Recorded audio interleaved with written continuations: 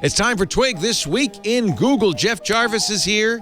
Aunt Pruitt's here. Stacy has the week off, but we've got a great guest instead. Douglas Rushkoff joins us. He is a author, prolific author, professor, media studies expert, the author of a number of fantastic books, including his newest. We'll talk about The Survival of the Richest, Escape Fantasies of the Tech Billionaires, next on Twig.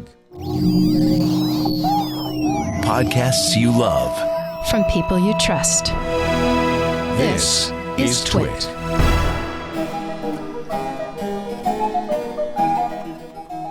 This is Twig. This Week in Google, episode 683, recorded Wednesday, September 28th, 2022. Finnish Foliage. Listeners of this program get an ad-free version if they're members of Club Twit. $7 a month gives you ad-free versions of all of our shows, plus membership in the Club Twit Discord, a great clubhouse for Twit listeners.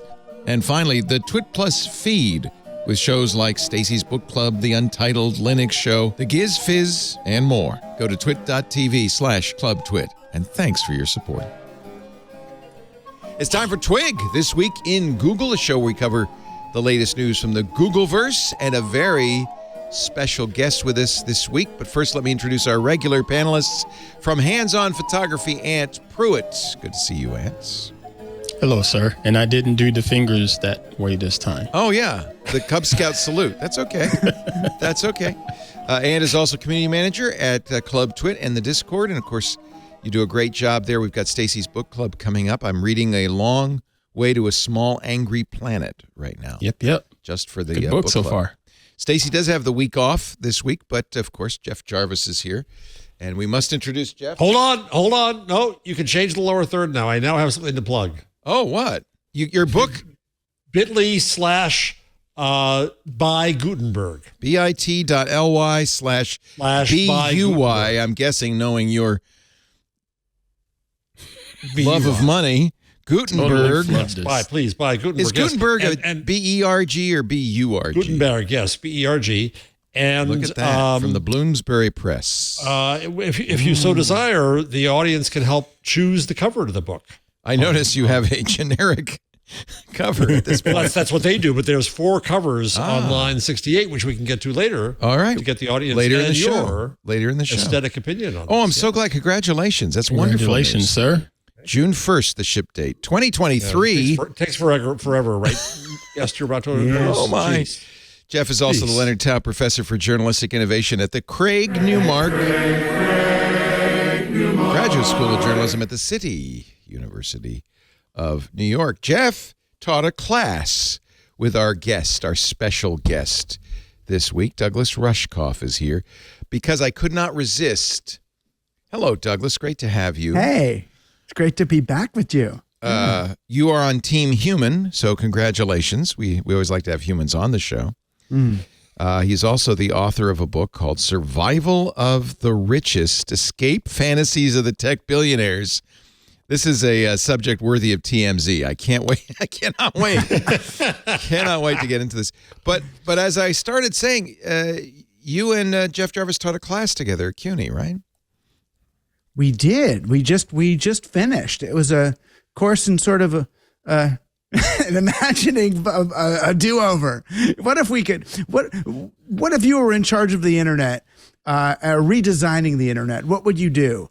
Well, you are in charge of the internet, so do it. Oh. It was sort of that. What a great idea. Yeah. And did you come up with any designs? A lot of people were interested in policy and regulation, which is interesting. In other words, changing the way people interact on these platforms. But there were some ideas. A lot of them had to do with, the way people treat each other, ways to reduce bullying, ways to help people get better information. And I thought it was optimistic was kind of the fun part about it, to see people in their 20s saying, "Oh, we can make this better." What was interesting is that I didn't realize till halfway through the class that they all came on the internet in conscious form after the early, heady, hopeful days. Interesting. Douglas ran one class where he had to teach them about the early days of the web and about things that came before, and they didn't know any of this stuff, right? And so it's really, and these are graduate students, so they're in their 20s. I know. It was really cool to see. We showed them like this is the way a BBS worked, or this was FidoNet. This is IRC. It's kind of like chat, except you're in these little rooms, and they're like, "Oh, wow, that's neat." Even just showing them, FidoNet, which was basically an early decentralized network. It was an internet with no real server. It got them thinking differently. Remember the one woman who did she did a project where people would have to go to this community center to use a computer. And I was like, well, we used to have cyber cafes. You'd log on in a place with all these people drinking coffee. It was kind of fun. Remember? Yeah. Yeah. Those are the old days. We're all old enough. Even Ant's old enough to remember those days. Douglas is really a pioneer. I remember some of that. I remember Douglas back from, kind of the golden days of the early 90s. In fact, we had you on the Screensavers about 20 years ago, more than. Member of the Cyberpunks, Are You Serious? And Krasner and Timothy Leary. And in fact, that was my crowd. Yeah. The heady, wonderful days. My first book was called Cyberia, Cyberia. I got on the Larry King show. I remember. And Larry King, he's like, what is this internet, Douglas? Exactly. He goes, what is it? What is cyberspace? And I said, Larry, you're in cyberspace right now. Ooh. 2002. I think we interviewed you when Coercion came out, which was your Martha. Yeah, although I did an earlier one. You had a show before that I was on. The Site. That was with Soledad. Yes, Soledad was not wearing a kilt. I'm sorry. No. And what book was that we were talking about on that one? Gosh, probably Media Virus. Okay. Yeah. So you've been around covering this stuff for a long time. Yeah. Douglas? What were you going to be before you became Internet Boy? A filmmaker, I was a theater guy. Yeah, theater. Okay. Theater. Right, so I was into theater. So I got fed up with theater because I was doing a production of Three Penny Opera where the cheapest seat was $40. And I was thinking, what am I stuck in this elitist, closed-ended thing? I was sick of it. It was expensive. And it was also the narrative in theater was so predictable. Crisis, climax, relief. It was that one same Aristotelian arc. And I was into fantasy role-playing games and hypertext and choose your own adventure. So I thought, oh, look, I'm going to go to the internet where money is not going to matter to anybody. It's just crazy nerds who just want to have fun. It's not going to be all that commercial crap of the theater world. Yeah. I wish it won. Honestly, I wish it were that way, Douglas. Do you feel like the internet has failed us? Yeah, it's interesting. I spent, as Jeff knows, I spent a lot of time after, Mondo 2000 was basically usurped by Wired magazine. Right. And the story of the unbridled collective imagination was kind of replaced with the story of how are we going to make people more predictable through stickiness and surveillance in order to make more money. And so I took it really personally, I guess, that these tools that were made for people to use were now being used on people. And I wrote a lot about that and blamed rapacious venture capitalism for it almost entirely. Some great kid is at Stanford in their dorm room, come up with an idea. The venture capitalist comes up, come on, kid, leave school in freshman year and, transfer parental authority onto me and pivot your company a little bit away from that good for people thing and more for the get from people thing. But now that I look back on it, it's not just the money. That the way we develop technology from the beginning, way back, has something to do with a kind of a nerdy isolation and fear. I remember I was with Timothy Leary when he was reading Stuart Brand's book on the Media Lab. Remember the Media Lab? Negroponte and Media Lab. Yeah. And I'm sitting with, I have it here. Where is it? This is a great book. Yeah, it's a great book. And look Timothy, at that, underlined heavily. Yeah. He was underlining, reading. I mean, he's read it all in an afternoon, and I'm sitting there probably high or something, but or doing whatever I'm doing. He's writing all this stuff. You had tuned in and dropped out at the time. I dropped out. So he's writing all this stuff, and then I'm thinking he's going to say, oh my God, this is the next great thing. And he finishes the book and he goes, blah! And he throws it across the room. He breaks the binding. I'm like, what? And he goes, first thing, only 2% of the names in the index are women. What's with that? Good for you. And that's early, right? Yeah. To say that in 92. Right and then he on. says, second, he goes, these guys, their mothers were unable to anticipate their every need. And now what they want to do is recreate. They want to recreate the womb with technology and have robots and algorithms anticipate what they need before they know what they want and bring it to them. And it's because they're afraid of women and they're afraid of people and they're going to build these bubbles and leave us all behind. I was like, damn. Where'd we go, right? Now we went, he ended up being right. And the kind of the Peter Thiel 0 to 1 or Mark Zuckerberg going meta or everybody doing a derivative of a derivative of a derivative is that escapism. I mean, that's what I'm writing about in the book, really. It's not just billionaires running to bunkers, but the kind of the escapist urge underlying so much of digital technology, because digital is a map. It's a symbol system. It's one level removed from on the ground reality, which is why it's so tempting to use it to get away from all that scary stuff like nature and women and relationship and humans. So when you're talking about escape fantasies of the tech billionaires, it's not just to reconditioned Minuteman silos waiting for the final days that, by the way, which you point out they brought on. Yeah. I mean, there is that. Just on the most rudimentary level, what I'm really talking about is that these guys want to kind of earn enough money to insulate themselves from the reality they're creating by earning money in that way. Right. It's like, how can I build a car that goes fast enough to escape from my own exhaust? And that's the justification, that the kind of the insulation calculation that the Epson printer executive makes when he decides, well, we're going to brick these printers after 5,000 pages and make people throw them in a toxic waste dump. I know I'm destroying the world, but my margin's good enough that I'm going to be able to get on a mountain somewhere away from the climate change. So that's sort of the initial premise. But where I go is to is not just the escape plans of these billionaires like Thiel who want to go to New Zealand, or Bezos who wants to get off the planet in the ultimate fantasy of white flight, right? It's not just that. It's ride your penis rocket to somewhere where there are no underclasses. I know. Did you see Stephanie Rule? I used to love her. I guess I still do.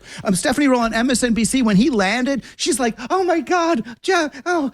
What you did?" And I'm like, what are we celebrating here? We're celebrating something. We did that 60 years ago. Rich guys playing with their rich toys. Exactly. That one person can now do what we could do collectively 60 years ago, right? Who's winning the space race? My point Us exactly. or him? Yes, they're not astronauts. Yeah. They're just flying their way to their little penis rockets to incel land. Yeah. You call it the mindset, this Silicon Valley mindset. Yeah. So for our audience, Douglas, tell the story of that you told in the excerpt that's been printed of the meeting. Well, like you guys, anyone who writes about tech is considered a futurist, right? I'm really just a presentist, but if people aren't watching, they have no idea what's going on. So, they're just late.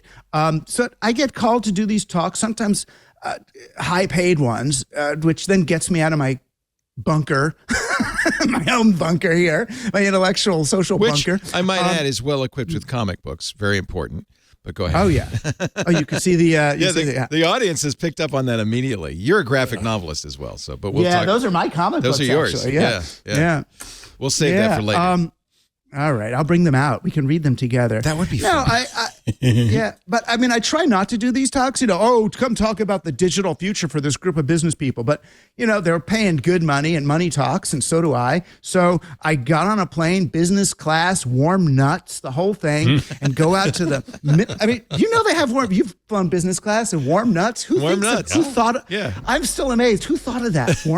How can we make nuts a little extra special, because the people New back York there, City, they're eating them out of foil packets. Thought of it. Right. Every fifth corner, no. There's not just warm nuts, it's warm nuts with candy. This is not like the candied peanuts you get for $1.50 wrapped in paper in New York City. That's the thing. It is, but they make it feel special. Ceramic bowl, recently warmed.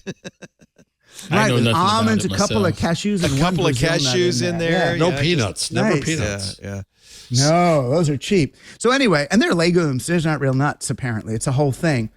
Did you know that? Yes. They're not, I don't know. Yes. Someone told me they're not Yes, nuts. They're It's not like- nuts. It's very confusing. They're legumes.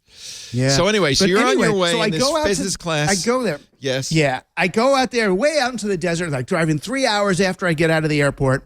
I'm thinking, what the heck? What rich people are going to go this far? And just as I get to the resort, I see these G5 airplanes landing on this Oh, my private God. airstrip thing. I'm like, oh my God, what have I gotten myself into? So the next morning, they come in a golf cart and bring me out to this like little pavilion in my green room, like trying to practice, my best Marxism offer to throw at these guys. And they bring the 5 guys into the green room, right? They don't even mic me up. They don't take me anywhere. It's just 5 men. 2 or 3 of them actually were It's a verified personal billionaires. Right. And they sit there and they start peppering me with all these questions about the digital future, like, Bitcoin or Ethereum, virtual reality or augmented reality. I'm like, don't come to me. I said Betamax over VHS, right? I'm not the guy. I'm not the guy to ask if you want to place your bet. But then finally they got to the question, Alaska or New Zealand. And the whole rest of the hour was spent on questions like, how do I, well, actually, I asked them this. They started to talk about their bunkers, where they're putting them and whether they're going to protect them from the event. And the event for them is the pandemic, the global warming, the climate crisis, the social unrest, the economic Masses. turnaround. Exactly. Nuclear disaster, nano, AI, whatever it Gray is. goo. Yeah. There you gray goo. And will it protect them? And then they started talking about how they've got Navy SEALs, to come as to guard them from the likes of us, because we don't have these bunkers. And I remember, first, all of them talked about Navy SEALs. None of them talked about Army Rangers. If I was going to have a bunker, I'd go with Army Rangers. Why? Because you're not on an island. land-based. They're land-based. Yeah. Yeah. Thank you. Just But completely the rising parenthetic- tides, I guess. Yeah. completely parenthetically, Yeah. I don't think any humans with guns are a good idea, because as they're quickly going to learn that the guys in the bunker have all the resources. Screw this. We're going in, and they've got the guns. What makes you think the Rangers or the SEALs are going to be any less dangerous to you? Which is why, by the way, and it's one of our stories today, the Israelis have figured out how to do autonomous gun turrets shooting at Palestinians. There you go. This is what we've needed all along, was AI protection. It's 1917 and the Tsar. Yeah. Because honestly, if you're going to protect yourself from the end times in a bunker, you can't let your guards be humans. You need AI to do it. Exactly. And that's what I hit them with. I gave them basically, A roadmap. no. Thanks, Douglas. No. I said exactly what you said. I said, why do you think these Navy SEALs are going to protect you once your money is worthless? Yeah. If the world is over, even if you got Bitcoin, what are you paying them with? Yeah. And there's like one guy opens his little, moleskin. He's like, figure out how to. Great. This is a billionaire, right? What am I sitting here with $300,000 or whatever in my retirement account that they say I can't retire on? What is this? So, and then we spend the rest of the hour on that single question. It's like, well, what if we had, implants that sort of decide where people can go, but then we could use them to shock people or prevent them? Or what if I'm the only guy who knows the combination on the safe for the food? Or what if we bring in their families? And I'm like, and finally I said, well, look, the way to make sure these guards don't kill you in the apocalypse is, why don't you try to be nice to them now? And I ended it. I said to them, why don't you go find your head of security and pay for his daughter's bat mitzvah There today. you go. There you go. It'll be hard for him to shoot you between the eyes There you later. go. Yeah. Yeah. So how did that then lead to the book? What was the process there? Well, I mean, I left that thing in a state of shock, right? And a little upset, actually, that the wealthiest and most powerful people I had ever been in a room with feel utterly helpless to affect the future. The best they can do is, wait for the inevitable event and just hang on for dear life and leave us all behind, right? And continue doing the worst possible things to us in order to earn enough money to insulate themselves from us when the bad stuff stuff happen. And I start tripping out on like Thomas Jefferson and the dumbwaiter and the history of technologies that look like they were there to help people do things like, oh, that's so his enslaved servants won't have to trudge up the steps with all the food. It's like, no, you look at Monticello, look at the tunnels the enslaved people had to walk through, and they had to walk up like 4 flights of stairs till they get to the dumbwaiter, which is 1 flight below the dining room, right? And then you bring it up and it opens up like a replicator on Star Trek. But what they're really doing, they're not trying to save the enslaved people labor. They're trying to save themselves having to witness the enslaved person, right? The technology doesn't replace the labor in that case. It just distances the wealthy from the labor, right? Amazon automatic T-shirts. You still got people, picking the cotton and getting the rare earth metals for the robots that are making, or 3D printing your T-shirt. So there was that, and I ended up writing an article on Medium about this. What happened? My encounter with these billionaires and this technological insulation equation, I was calling it, and I got this flurry of emails. Not so much from people who are upset as from the people who sell survival equipment to the billionaires, like 3 different people with bunkers, a guy who's got farms people can invest in. It's like, introduce me. I've got the product. And I'm like, or people who wanted bunker expertise from me, like more billionaires are like, oh, can you come talk to me about my bunker? You've become the bunker man. I know, like, I don't know anything about bunkers. I'm an anarcho-syndicalist media theorist. I don't know. I'm gonna don't you want one now, Douglas? Don't you kind of secretly want your own bunker now? I got 5 gallons of Poland Spring in the basement. That's all you need, man. You're set. I am ready for it, and a box of Band-Aids. I'm good.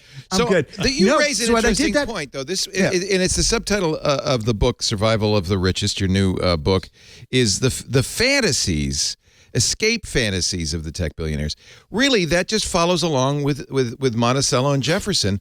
It really is about kind of escaping what they've created mentally as much as it is physically. Is that right, you think? Yeah, for sure. For sure. They want to run. I mean, and when I decided to write the book was actually during COVID, and I felt a bit of the prepper isolationist billionaire in myself. I looked at some neighbors who were wealthy enough to get private tutors for their kids, and they had this like little makeshift school in their backyard. I mean, I was, and rather than feeling guilty about my Amazon Prime and Fresh Direct account, now I'm like, oh, thank God I got Amazon Prime, right? I could just stay home. I'll get one of those little video doorbells and just sit there, wait till the guy comes, drops it off, wait like, a couple of hours, go out with my bleach, right? And wipe down my stuff and bring it inside. And maybe in addition to my Netflix, now I'm going to get Disney for the kid. And I've always wanted Criterion to see what's on there, HBO Max. I mean, I started stacking up the cable services, got the barbecue going in the back. It's like, I became like a little bunker person. A mini bunker man. Yeah. A mini bunker person. So I saw it sort of in all of us. Our response to crisis was very individual, very non-team player. But essentially hide your head in the sand. Yeah. And that's when I decided I got to write this thing. And then when I started to write it, I realized that this is not a new thing, that if you trace all the way back, I really looked at, there's 2 main lines that lead to this mindset. The first one was, empirical science and technology. If you look at Francis Bacon, who's considered the father of empirical science, when he was arguing for the logic of science, he said, science will let us take nature by the hair, hold her down, and submit her to our will. Wow. Like, whoa. All right. So what is science for? Nature is this wild woman. Right? This scary wild woman. We're going to just take her by the forelock, hold her down. And so it's a domination fantasy that science will let us dominate nature. It's not going to surprise us anymore. And that's a little weird. And then you've got capitalism, and colonialism, which you all know about. And you look at a guy like Hobbes, right? The great philosopher they teach us in high school. When he was talking to the British East India Trading Company, you know what he's saying? Go to the New World. You don't have to treat those Native Americans like people at all, right? They're just part of the landscape. They're like tigers and trees and shrubs.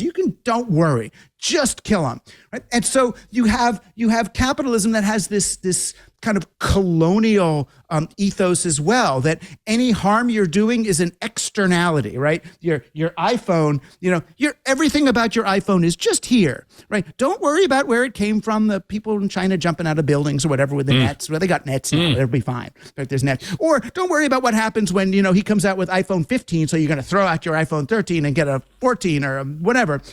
Don't worry about the toxic waste dump either. That's that externalization of harm from a capitalist perspective is kind of the thing. And when they come together with digital kids who've been, and I call them kids, these, the young billionaires who've been, plucked from college at freshman year before they've had a chance to take economics or ethics or anthropology or sociology or anything, and they transfer parental authority onto a Peter Thiel who has them pivot their business from social good to social extraction.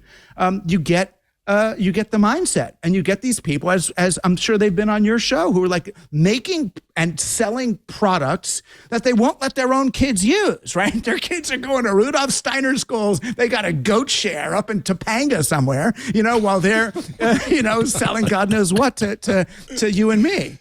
No, mostly we have anarcho-syndicalists on like you, frankly. Oh, good. Because, it is. I'm being a little facetious, but it's not really. I would far prefer to talk to people like you and Cory Doctorow, and on and on and on, and Timothy Leary, if he were still with us, than Mark Zuckerberg, Bill Gates. It's it's a kind of almost this Hobbesian. We've got to dominate that is driving our entire economy and our entire society. The people who are dominated are the ones who complain, but those who are dominating or hope to be dominating love it. How do you change their mind? I mean, they're winning. They are winning. That's the essence of the internet as a threat. Yeah, is because the dominated can now be heard, and so that to my mind, that's the Reformation, and what we see happening on January 6th is the Counter Reformation. That we're going to hold back. That's a very interesting point. Yeah, we gave these weaklings a voice. What a mistake we made. Let's quickly yank that back. Yeah. I mean, when you look at, movies like Social Dilemma, when you see all the millionaire tech bros going, oh, maybe we made a mistake here. It's like, you didn't read your Postman. You didn't read Cherry Turkle. You didn't read anybody. It was like, we've been telling you for 20 years you've been making a mistake. Oh, I woke up and I realized I'm going to now make everything better. Those checks. That's all they were doing. But when did they wake up? It was not because people were in pain. They woke up because Donald Trump was elected and they got scared. Right. Is why they, it was like, yeah, it was a little late, buddy. But government has always been from the very beginning, from monarchies now down to capitalism to democracies, about preserving the social order, and who benefits from the social order? The people on top. Keeping poor people and black people hating each other so that they don't pair up, combine to take over. That's from time immemorial. You're proposing to overthrow the single dominant way of life in this society. Well, I mean, I think that actually a healthy society has a balance of government and commerce. I feel like business or corporations and government kind of balance each other out like fungus and bacteria in your body. You get rid of one and the other one runs rampant. And that's what we did, what we foolishly did. I remember, 1995 or 6, John Barlow wrote the Declaration of Independence of Cyberspace. Grateful Dead lyricist. We didn't realize he was also Dick Cheney's roommate in college, right? I didn't know that. Guy. Oh, cool guy. I would ask him about that. Okay. Full libertarian, interesting dude. I mean, wonderful guy. He writes this thing and he says, in the beginning, governments of the where, governments of the world, beware. We are here. We don't need you. We're going to make our own thing. We don't need your damn rules. And all of us are like, yay, John, yay, free internet. We don't need government. And the reason we were like that is because government, other than making the internet, cast itself as the enemy of the internet. Remember? It was Operation Sun Devil. They're going and raiding like 14-year-old kids for hacking into a shopping mall and like, put your hands behind your back, machine guns, put your sister on, like, get down. It's like, my God, what are they doing? And Tipper Gore with the Computer Decency Act. It's like everything. Well, it's worse now.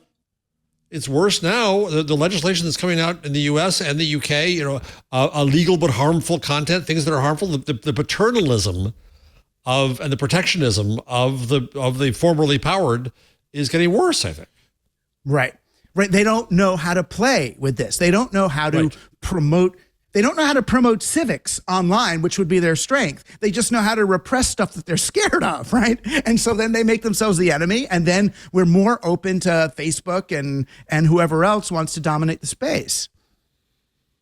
But it's been this way since time immemorial. I don't know. Part of the problem is, of course, maybe we're starting to see. I always gain hope when I see what's going on, for instance, in Iran with women revolting and burning their Habibs, or occasionally you'll see these outbursts. What's going on in Russia after someone gets beaten to death. Right. But after it affects people's lives. And I always am hopeful that maybe someday the people can rise up and try to form a new way of thinking, but it never happens.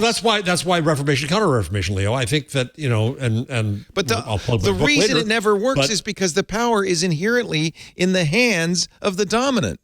Well, it is a Hobbesian or it world. takes a long time to work to some extent. Right after Luther came all kinds of crazy peasant revolts, and Luther turned against him because he said, "What the hell have I unleashed here?" Yeah, because ultimately, no one wants uncertainty, no one wants upheaval. We all just want to lead our lives, and so we end up letting these guys run it. Yeah, but I feel like the most successful people at evading domination usually don't take the dominators on head to head, but create an alternative system that only they understand. So, I mean, it's easiest to see in the history of Black Americans, right? The Black Americans were not allowed to participate in the regular economy. So in their towns, they created their own circular economies. And it turned out when you're disconnected from the giant sucking sound of corporate America, you end up having a circular economy, and people were investing in one another and creating mutual aid. And they did better than their white counterparts. So their white counterparts went and attacked them and killed them because how could you be doing better than us if you've been cut off from the economy? It's precisely because of it. Tulsa, you say? Yeah, exactly. Perfect example. Exactly.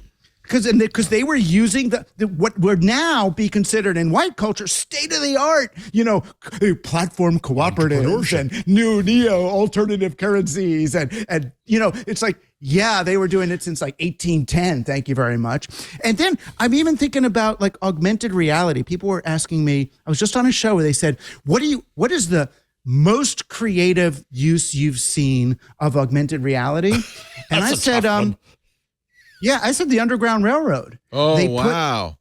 They put symbols on houses so you would know this is a safe area, this one has a dog, this one's dangerous. Or the hobo markings, The hobo markings on trains, exactly. Yeah. That's augmented reality. And if we use that as our model, I love it. Then the technology becomes liberative rather than dominating. I think there's always been, and you're part of it, but a kind of an underclass, an under subculture of artistic, creative people who have wanted to see it another way. Who was it? I think it was Joseph Campbell said, if you don't like the culture, make one of your own. If you don't like the dominant culture, make one of your own. We've always had subcultures, but they've always been kind of little ferments that bubble and then disappear in the larger dough. Well, it's also capitalism. about publics and counterpublics. The Habermas argument that we end up with one public sphere and one public is a dominant way of looking at the world. Everyone will be like me or what I want the world to be, as opposed to realizing that the world has always been made up of competing publics and the communities. Yeah, but there's always we're been, all into various. But it's competing publics, but the game is rigged. We know who's going to win in the long run, right? Well, no. In the long run, Luther did pretty well. Well, it's also how do you define winning? And that kind of goes back to my billionaires. They define winning in a finite game, right? Winning means rising above everybody else. Right. Winning. Even God bless him. Even my dad used to tell me, and it was without any evil, I think. He was raised in the tenements of the Lower East Side, what he called the slums. They all have 9 of them in a tenement. There was a bucket they used as a bathtub in the kitchen. It was all hard. And he goes, I worked hard. Yeah. I went to school. I made money to get out of that neighborhood so I could raise you somewhere better. So that's the way we think about it. Lifting ourselves up and out is winning. But what about when the world is your bad neighborhood, right? You can't, Bezos and Musk is going, and there's the Virgin guy over there. So then you have these, a lot of fiction authors have talked about it, like William Gibson, these kind of little mini cyberpunk. You were a cyberpunk subcultures that somehow thrive and survive below the surface. Is that the future you want? Or do you want to become dominant? And then just like, because with all due respect, Luther survived by Protestantism survived, but by becoming the dominant and suppressive mechanism in many countries, including our own, right? Yeah. So, is it the power that corrupts, or is it human nature that as soon as you get in charge? What Douglas is really investigating, right? What's the chicken and egg there? Is it the realization that you have the power, or is it the money and then you want to protect it? You get the money so you can protect the power, or you get the power so you can protect the money? I always come to the conclusion that it's humans are the problem. What do you think, Douglas? Humans are the problem. Technology is the solution. We can just program them better.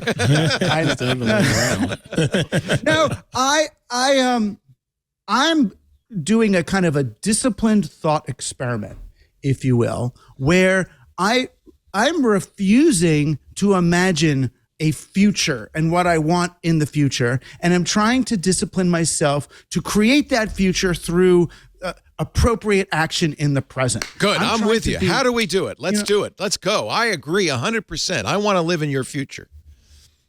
Well, be it right now. You gotta build it. Right? It's just engender the future you want in this second. So we're doing it right now, right? You're giving me time. I'm giving, and then we step away. How are you treating that person? How are you treating and then it's in the moment to moment decisions that you make. If you make them differently, like instead of, you got to hang a picture, right? Oh, shoot. So I'm going to go to Home Depot and get a minimum viable product drill, right? Which is made by some enslaved person somewhere, and it's going to work for 3 weeks, and I'm going to throw it out there, but it's going to get the picture up.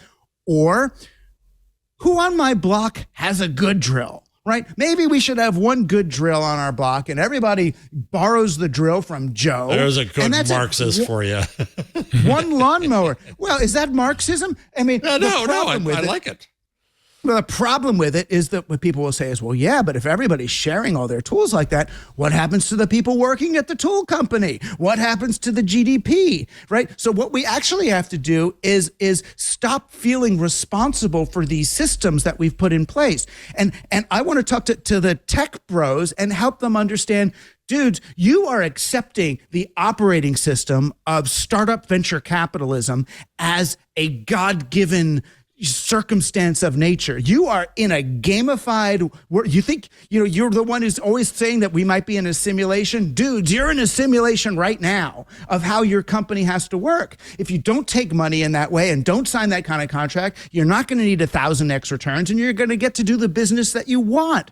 Are you satisfied with 10 or 20 million to take home instead of $1 billion? If you are, you could have a lot more fun at this. So it's engendering a spirit of just sharing and fun, what we would call an infinite game, rather than selling your business to the mob or the stock market, where they're going to just run money through it. What if you start a business that you actually want to run and keep and enjoy? I think almost everybody, maybe I'm giving people too much credit, have in the back of their minds, as they're watching this, kind of endless growth, endless progress, the thought that, it might be possible to do zero growth, to create a sustainable economy where everybody lives comfortably, but nobody gets rich. You hear people say no more billionaires. I think in the back of our minds, we all think that would be kind of right. That would be the proper way to be, the proper way to do things. And then we go, nah. We go back out and we say, I need a raise, boss. We go nah because we don't. Aspect of people wanting more because they work more, so they're going to feel entitled. There's always that entitlement. Well, I think it's the other way around. I think they work more because they want more, right? Yeah. Go ahead. It's also they don't feel safe if you don't feel safe, that's right. If you don't feel like your neighbors are going to take care of you when you're old, then you need to have 2 or 3 million, whatever they say you need to have now to retire. What friggin' species is there on the planet that collects Why so are many Denmark nuts, and Finland happy? Because they have a safety net. Right. And it doesn't have to be, I mean, because we can't in this country, it doesn't have to be a centrally organized social safety net. I mean, what if Social Security were really just social security? Right. And we know we've seen people act that way. When there's a disaster, we do that. We do come together. The first week. Yeah, but that's the problem. We also only do it in the disaster. An individual has a disaster in their lives. We don't care. Right. What we care about is scale. What we care about is Ian hitting the whole state. Let's hit the reset button. Down. Well, I love your idea. Or not? Yeah, let's hit the reset button. Well, you don't do a Control-Alt-Delete either. I mean, you take a tech bro, right, and send him to Burning Man and give him some ayahuasca. They have this realization, right? Oh, the planet is crying out to me. It's sick. It's the economy is I'm going to sit for 14 hours in my car burning right. Well, carbons, well, they get on the G5. They get on the G5 back to San Jose, and while they're on the plane, they come up with I got a software stack that's going to fix civilization. Let's call it Game B, right? Yeah. Or Plan B, whatever we want. And this is it. It's got education. I did the education stack. I did the environmental stack. I did the farming stack, the architectural stack, the social stack, the sex stack, the religion stack. And then, or we'll do it out on the ocean, right? If you like my nation, you move up your little raft and attach it and you're part of my nation. The minute I do something wrong, you just detach and go to the nation you like better, right? Zero friction, right? Zero exit cost to move from, it's just like shopping for the civilization of your choice, right? And it's it's that turnkey solution that we are, the great reset, as they call it, the Control-Alt-Delete mindset is part of the tech birthing. It doesn't happen. The theory of change is the actual change. That's why I'm saying I'm trying to be disciplined and be in the moment. It's the how we do it matters more than whatever it is that we think we're doing. Love it. And the responsibility and agency we have. That was the part of our course, was to try to convince the students that they had the agency and responsibility to build the future of the internet. Do they have the power alone? No. Do they have to grab it? Yes. But their actions now set the norms for the future. Their actions now set the demand in the marketplace. They have to take responsibility for that, and with the acknowledgement that nobody ever has enough power. It may be that we do have, honestly, I think that this has gone on for so long. I mean, remember communes? Everybody thought this is going to be the future. Then there was co-living. Like, we're just going to do it, and it's going to be better. And it always seems to fall apart. And I think part of the problem is humans. People. Well, certain humans. People are screwed up. So, but sexually maybe frustrated dudes come in and abuse the situation and get laid. Yeah. All it takes is one person who says, you know what, with all these people being passive, I could be dominant and run the whole thing, and it's over. So inevitably that guy or gal comes along. Right. It's the Seven Samurai thing. You know, the nice people in the town, it's like, I always thought about, when I watched that movie, how they have to go get 7 samurai to protect them from the bad guys. It's like, why can't the samurai come and just teach the whole town kung fu, right? So they don't need. You can do this. But we've seen it again and again. But maybe there is a little gap of a possibility here, because we are headed towards a global crisis that we are going to have to cooperate to solve. That it cannot be solved by any one nation, any one group that's itself. Everything is negotiating norms, negotiating our priorities. And the thing is, the issue now is that there are more people at the table than there were before. More people who've always had a voice, but suddenly can make themselves heard. And again, that's what the old white structure resents and would rather burn down the fields than share them with those who follow. But what is rejected as cancel culture or woke or any of those code words now is people who didn't have the power before tried to take it.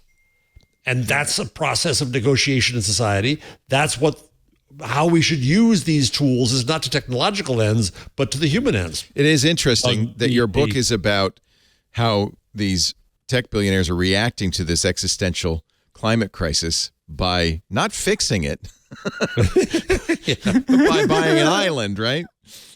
Yeah. I mean, they'd be happy to fix it. They'll try something, take a little money, shoot some sulfur into the sky, or throw some iron filings in the ocean. There's the nice tech bro billionaires like Bill Gates. He's like, well, I'll just buy up all the farmland in America and I'll administrate it better than they can themselves. There's those ones. But again, they generally look at these one size fits all solutions. Even the ones that want to do it. I mean, God bless them, right? Singularity University and the X Prize. And it's like, we'll give $100 million to the best solution as long as it scales globally, right? And it's like, no, maybe rather than one solution that scales globally, it's like 100,000 solutions that scale locally and that we can model off each other, because nature is distributed, It is interesting. The labor movements are suddenly becoming more and more strong. For a long time. It was the cardinal orthodoxy that, unions are bad. And I think that's changed dramatically. In fact, I just saw a poll that some vast majority of Americans think unions are a good thing. And you're seeing it happen to Amazon, as Starbucks, and as fight though they may, Apple. So maybe this utopia is possible, or is this just another Luther moment? Don't worry about utopia. You don't. There's no utopia. But don't you have to have a goal? Don't you have to have a thing that you're hoping to achieve? No, just improvement. Incremental improvement. Yeah, you could say, we're leaning toward justice, right? For more people. The arc of justice. Right. Yeah. But we need to engender compassion for one another. I mean, I got it in the book. You put a billionaire in a MRI machine and show them a picture of a starving baby, and the part of their brain that's supposed to light up doesn't light up. Really? Billionaires actually, yes. It's as if they've had brain trauma. Because they're sociopaths. Their frontal lobes. They're sociopaths. Yes, but they become sociopaths. They're not that way before the billions. It's because in order to do the things you need to do, you have to become one. Right. You've got to. You got to bury your conscience if you're going to become that rich, because in your heart of hearts, you're doing it based on the subjugation of your fellow man. Yes. But here we are living on the platforms built by people with that sensibility, right? So we too learn how to swipe left on the stories we don't want to see until the algorithm learns, just don't show Doug that anymore. La, la, la, la, la, right? It doesn't exist. Are you, are you calling for, if you were to issue a manifesto, if you were to outdo John Perry Barlow, this is it? This is it? No, I guess the book before this, Team Human, was my manifesto. Yeah. And that was basically arguing anything that brings us together is our friend. Anything that isolates us is not. And that we have to remember that in a quantized universe, in a digital universe, an algorithmic universe, everything between the 1 and the 0 is noise. All the soft, squishy stuff that makes humans human, our ability to maintain ambiguity over time, to sustain paradox, is stuff that our artificial intelligences and algorithms can't understand. And we are so enamored of sort of auto-tuning our reality to conform to this digital substrate that we are shaving off what makes humans truly human. And that's right. That's what I want us to reclaim. Right? So polling does that. Polling puts you into binary buckets. Political systems do that. Markets do that. Here's the product, take it or leave it. We have the opportunity. One thing I try to say in the book, well, I'll plug pretty soon, is that we have the chance to do more than measure now. We have the chance to listen. And listening is not easy. Listening brings nuance. Listening brings conflict and confusion. But that's where we have to try to get to, because when we reduce people to a binary, we lose their humanity. Yeah, I remember there was a time. You were alive for this, Jeff. And you were too, Leo. Grandpa. There was a time. Remember in the 80s when someone would go into computing, like get into it as a thing, their parents would be worried about them. Right? Oh no. You could, Johnny, you could have been a doctor or a lawyer. And now you're gonna play video games and Dungeons and Dragons and then play with these machines? Why are you throwing your career, your whole thing? And those were the good old days, right? Because it was just passion. It was connection. And it was a choose your own adventure, hypertext. How does this world work? What is this fractal that I'm in? And what's my relationship to the whole? It was a trippy, wonderful, crazy thing. And I do believe that spirit is being retrieved because this other thing has reached its limit. Even the tech bros who built it know that it sucks. Right. And I don't think it comes anymore from the technology. In Clay Shirky, the technology gets interesting when it gets boring. I think that the what's interesting now is what gets done with it. The scary stat to me, I don't know if you know this, Douglas, I just saw this a couple of weeks ago, is that within about a year, American colleges and universities will graduate more computer science degrees than all the humanities combined. In the 80s or 70s, when I was in school, it was pre-med and pre-law. Kids go to school to study the thing they're going to make the most money at. So it makes perfect sense. They'd all want to be computer scientists. We then mischaracterize school. Because I agree that you and I think school's has a different purpose than most of the people who are spending $30 or $40, $50, $60,000 a year. Yep. They expect a return on their investment. Well, yeah, but why should corporations be entitled to outsource their employee training to my education loan? Right? My education loan is for me. You want to train your employees? You just do that on your dime. You're talking like a history major, an English major. You humanities types, you got no clue. What was your major? Was it theater? What was your major? Yeah, English and theater. I was pre-med. I accomplished. My parents weren't gonna pay for Princeton. That was for mom and dad. That was for mom and dad. I finished pre-med. I with a high A- average, enough to get into a good thing, and then took drugs and did theater. Yeah. Thank God for drugs. That's all I can say. Well, they open your mind. I have to point out, though, if you use them properly, that the billionaires that I know that take the ayahuasca sometimes have a different experience than you and I. I was so shocked. I know. I thought, remember, whenever you take acid in college, you're like, all we got to do is get the awful people to take this, and they'll be. You give a tech bro acid, they think they're God. Yes, they think they're God. They meet the machine elves who are running the things behind the scenes, and they say, "Hey, let's make a deal," and it's completely different experience. Yeah, well, it's what Leary said. It's set and setting. It's set and setting determine the quality of your trip. And that's the same set and setting. It determines the quality of the internet too. We started this internet with a set and setting of creativity, connection, and sharing, right? It was all shareware. Now, for 20, 30 years, we've been living on a psychedelic substrate of the internet with a set and setting of surveillance, control, and domination. So that's why we're all having a bad trip, right? But we can, as Jeff might say, we can reset that trip, right? By reestablishing a different set and setting around this stuff. And that's really what our course was about. What if you were in charge? What is the set and setting? What is the mindset that you want to bring to this technology? What is the setting in which you want to build this technology? And you may get some very different results than what we've seen so far. There are people doing that.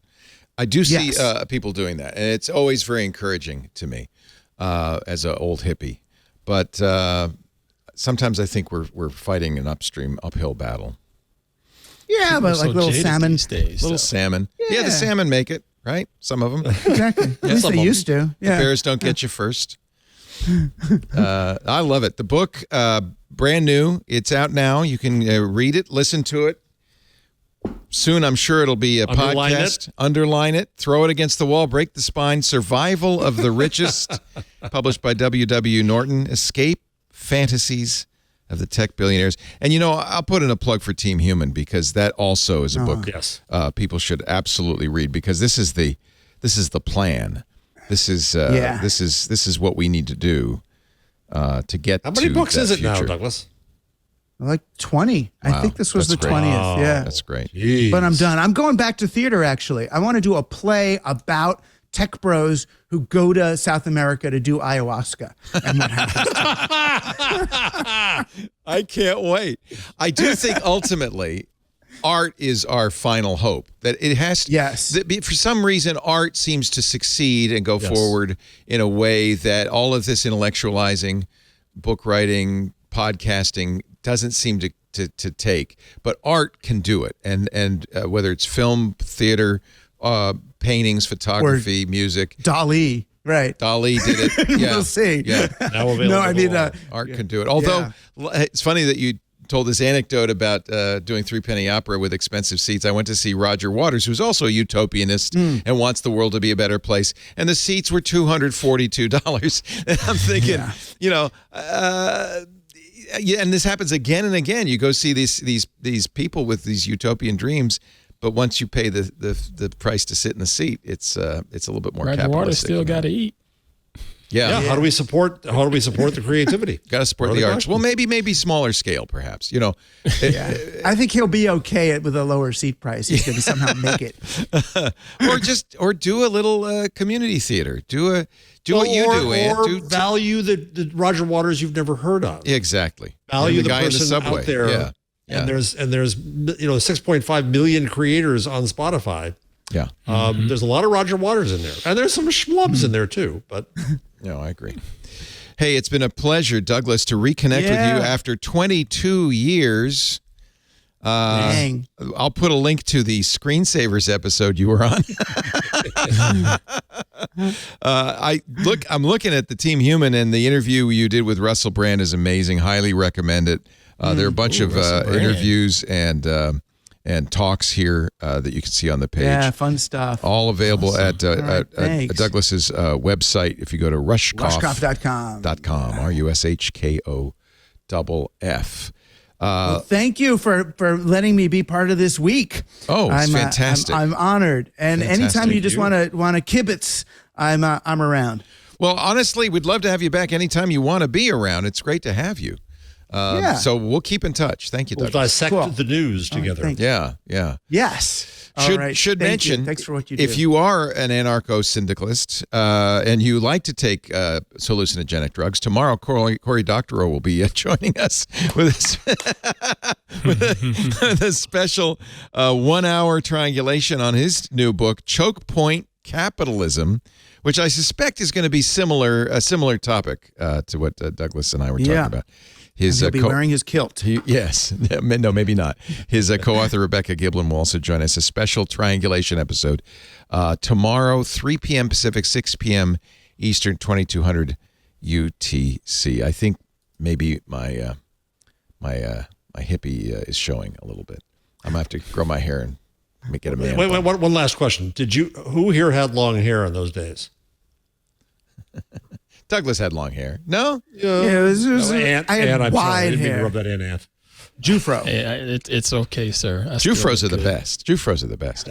I interviewed Timothy Leary about 30 years ago. I think he hit on me, actually, as I remember. Or maybe he was just offering me a hit. I can't remember. But brilliant guy, fascinating guy, and probably misunderstood and misrepresented in today's culture. So it's great to reconnect with him and to know that John Perry Barlow slept with Dick Cheney. Wow, that was an eye-opener. Who knew? Who knew? We never asked him in all these years. Thank you very much, Douglas. Thank It's you, great my to have friend. you. Take care. Nice to meet you, Take sir. care. Yeah. Okay. Bye. Good to meet you. Our triangulation tomorrow is brought to you with the gentle consideration of our great Club Twit members. We really appreciate your Club Twit membership. This show, for instance, going out ad-free to all the Club Twit members, all of our shows ad-free. All you have to do is pay $7 a month. That helps us defray the costs of the production, and it lets us take the ads out and the tracking out so we can just deliver it directly to you. I think that's the best way, if you ask me. It's the way I always wanted to do Twit. We'd like to get back to that. Go to twit.tv/clubtwit to sign up. $7 a month. There's a yearly plan.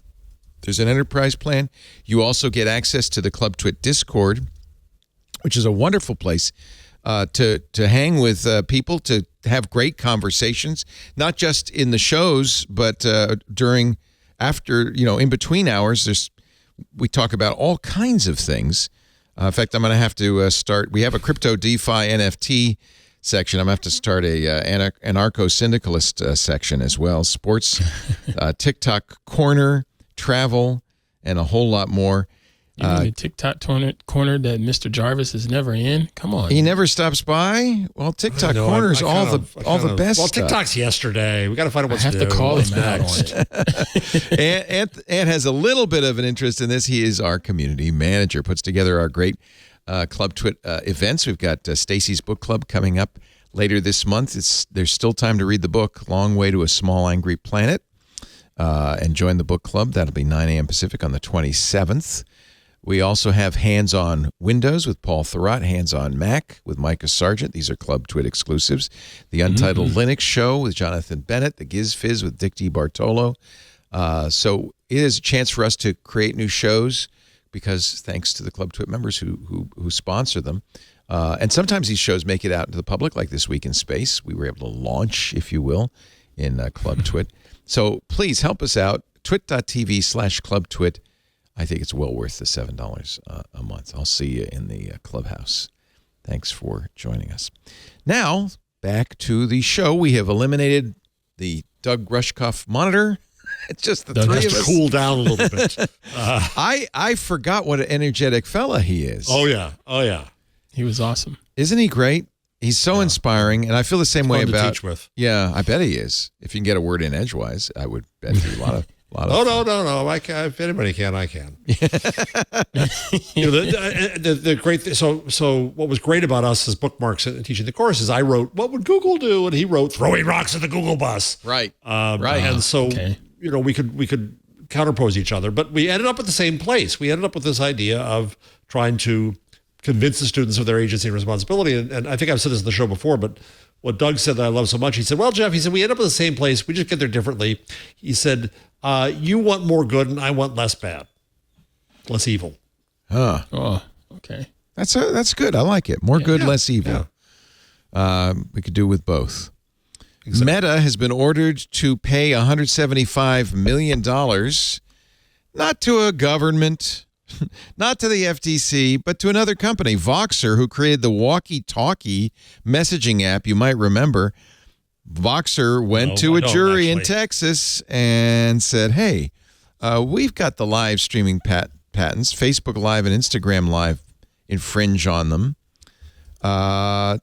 Actually, the story behind Voxer is kind of interesting.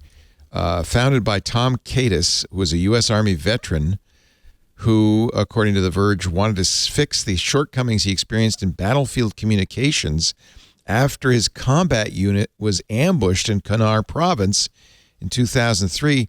He and his team began developing telecommunications solutions in 2006. They invented a technology that allowed the transmission of live voice and video, although it seems to me we had that before 2006. But they invented it? Yeah, that's what. See, this is. We just said just on last week's show, we kind of said, aren't we past that? Apple versus Amazon. I invented the button. No, I invented the button stuff, and we're kind of back into it. Walkie-talkie was launched in 2011. Now, here's maybe a little bit of a smoking gun. According to the court filings, Meta approached Voxer soon after the app's launch, looking to collaborate. And then by a year later, Voxer had disclosed its patent portfolio and proprietary technology to Meta. But, as often happens, Microsoft used to do this too. I guess we can't really reach an agreement to work together.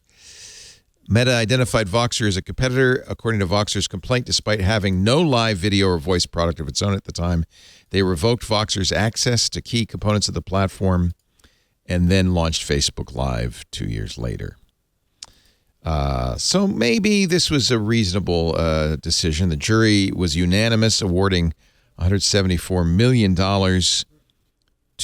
Voxer. Meta says it will appeal. I don't know. I don't know. I mean, by the way, does Facebook still have Facebook Live? Yeah, sure. Absolutely. That's the streaming platform of mass murderers everywhere, I think. Yeah. Yeah, I mean, that's the thing. It's not really I hate to say it, Ant, but it kind of is. Shots fired, yeah, sir. Yeah. among others. I mean, other people use it as well. Currency, been a bad day, bad week, bad month, bad year in the stock market. Thank you, United Kingdom. It's been bad in Britain too. Yeah. You know what's interesting though?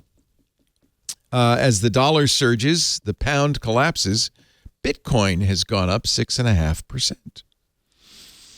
Back up to $20? Yeah. What's 20,000 news now? 6% is news. That's how far back everything has been. Yeah. Sven Henrik, the founder of Northman Trader, a markets research firm, tweeted, we've reached a unique time in history when Bitcoin suddenly is less volatile than fiat currencies. Oh, that hurts. That's got to hurt. I'm not saying this is the time to invest in Bitcoin, just an observation that Bitcoin is doing well as other currencies seem to be sinking rapidly. How has Ether done since the merge? I think it's not been good the merge has not been good for ETH, but let me just look and see. Yeah. Actually, no, it's doing all right. Let's look at the 1 month trend. It did go down quite a bit September 10th after the merge, but it's stabilized a little bit. We'll see. It's not exactly at its show the 1 year if you would. Not exactly at its year high. It literally went off the chart there for a while. Yeah. So I don't know. I think that there's a period of time where people adjust to the idea of proof of stake, and I know I have high hopes that Ether will survive that merge because I want other cryptocurrencies to adopt this. Well, yeah, more than survive. I want them to become a model. Yeah. Meta also being sued right now. This is a great story. We talked quite a bit about Apple's app tracking transparency. That was the little switch Apple turned on iOS 14.5 that said, hey, do you want to let Facebook track you? Say no. Snitch option. Is that what you're talking about? Gave you the option, and most people took no.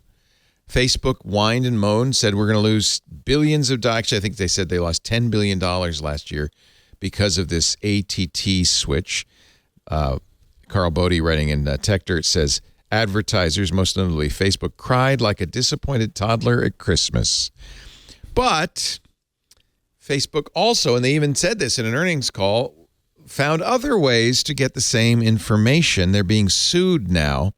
Apple security researcher Felix Krause found Facebook was getting around Apple's system by directing any link a user clicks on in the Facebook app to a new in-app browser window where Facebook was able to inject a code, alter the external websites, and track user behavior online without user consent or awareness. So they figured, as one does, they figured out a way to get around it. Meta is now facing 2 different class action lawsuits accusing it of violating state and federal privacy laws, including the Federal Wiretap Act. Not sure that's really the right law for this, but hey, whatever it takes. It has been called basically a glorified spyware attack. It's one of the reasons I actually don't have the Instagram. I do have the Instagram app. I don't have the Facebook app on my phone. By the way, we talked about it yesterday on Mac Break Weekly, and now I'm regretting it. There is an app that just came out called the OG app. Have you seen this? I know you did, Ant, right? We were talking about this. No, I haven't seen this one.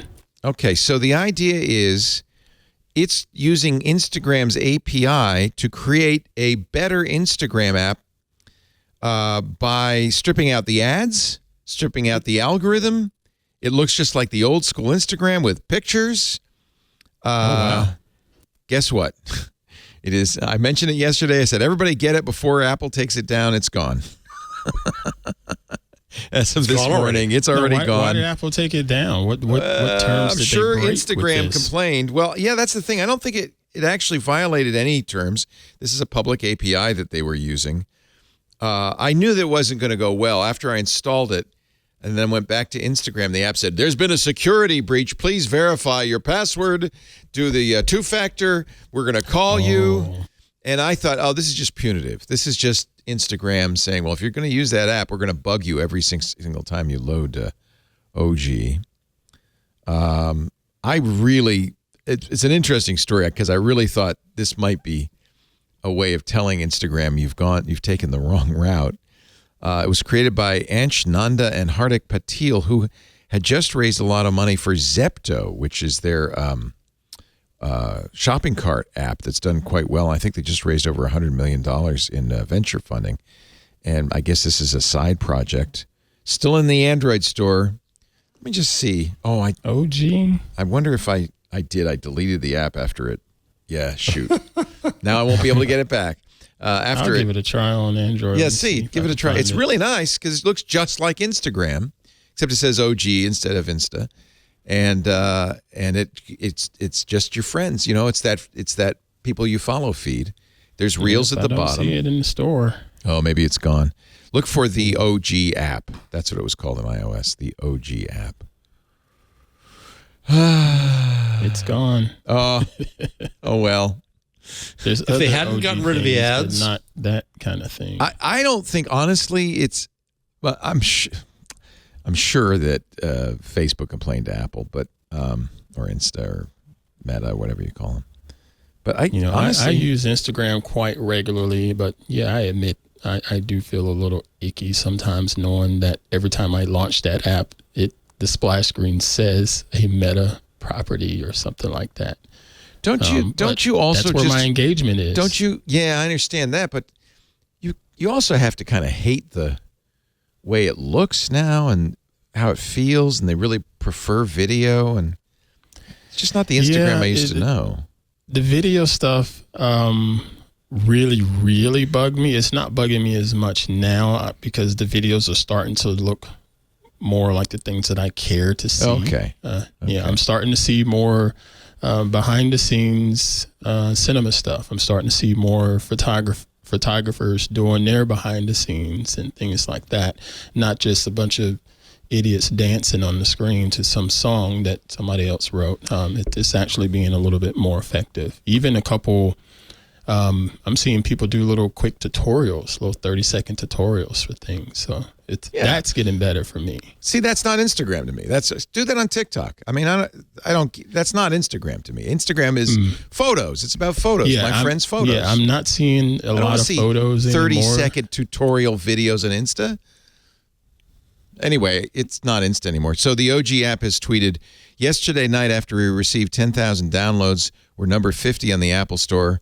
And I will add, after Leo Laporte recommended on MacBreak Weekly, and had an average rating of 4.1 stars. Apple took us off the App Store. Users chose OG over Instagram because we listened to them and built what they wanted. Apple, which side do you want to be on? Okay. We got dozens of submissions approved to the App Store in the past 3 months. They requested multiple changes to OG. We complied with all the changes they requested to fit within their guidelines. There are other apps in the top charts that replicates Instagram's user experience. They've been there for years. So Apple, I don't know. We don't know. Apple has not made a statement. I'm not sure why they pulled it down. They said, we're working to get relisted on the App Store. Until then, to get an ad-free and customizable Instagram, please download the OG app from the Google Play Store, but maybe not. Well, shout out to Scooter X, who just put a link in the IRC. Oh, you can get it. Okay. So now I'm doing it from the browser. When I put it in on my phone, it wasn't showing There it up. is, the OG app from UN1FEED.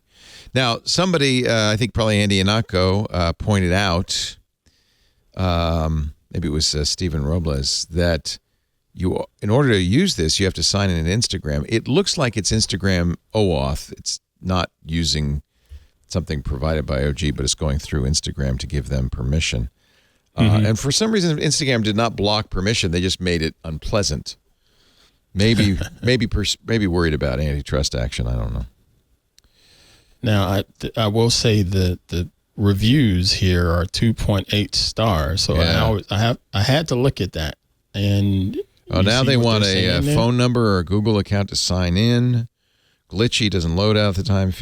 I think, frankly, Meta's... It's making a statement more than an app. Yeah, Meta's throwing a monkey wrench into this. Yeah. Well, I have a feeling we haven't heard the end of the OG saga.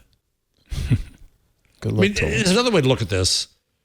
It's all a Valentine to Instagram. People are saying, I love the Instagram that was. Why are you messing with it? Yeah, That's right. They should see that. It's not to plug myself here, but when I was on Moonlighting, Glenn Gordon Caron, the producer, called me, and I complained so much about the show not being on and about all the reruns, and he said, "Thanks for the Valentine." Yeah, It means you like it. It means you want it. yeah. And people want the original Instagram. Facebook should have this. Meta should have the sense to see that they've got some real value there, and they're pissing it off. Well, if Douglas Rushkoff were here, I think he would point out that what this is all about is the perceived threat to Instagram and Meta, more Meta than Instagram from TikTok, and this is a defensive action against TikTok, which, by the way, Meta does all the time. Instagram added Reels. They added. I mean, they were fighting Snapchat for a long time. They had Snapchat story style features and right. So the strategy, we talked about this on the show. You talked about it a lot. The strategy should not be to copy what everyone else does and say, I can do that too. Because then you lose your essence. It'd be nice for them to care more about users than they do about the competition. But I think they're probably not wrong in thinking this is our platform to beat down. They successfully beat down Snapchat. Remember, their goal is more global. Their goal is not to make Instagram your favorite app. Their goal is to defeat Snapchat, make it the only, so that they can be the only ad. It's all about ads, right? Ads on Meta, and so let's get the competition out of knock them down like bowling pins. And TikTok is big ad competition, I would guess, for Facebook right now. Much more problematic than application tracking. Chipotle, get ready, Jeff. Oh. Chipotle is moving the robots into the restaurants.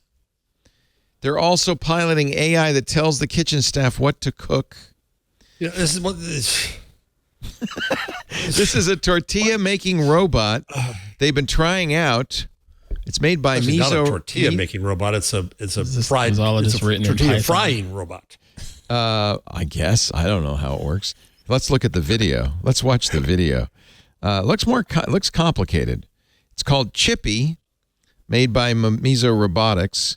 Make tortilla chips. Oh, it makes chips, tortilla chips. Well, yeah, it fries it. It puts, listen, McDonald's has the thing that they put the French fries in the basket. It goes down, it cooks, it comes back. It's a robot. That's a robot, right?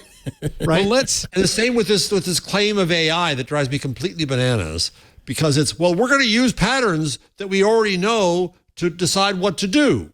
That's a spreadsheet. It's not AI. No. It's more complicated than that. By the way, not a lot. White Castle also has from Padre. White Castle also has an ARM-based robot called Flippy that flips burgers and flips fries. But you're right. That's not exactly. Well, it is a robot, Jeff. That's a robot. Just as much as your toaster is. It's flipping stuff around. I don't know. Your toaster is taking bread down and cooking it and putting it back up.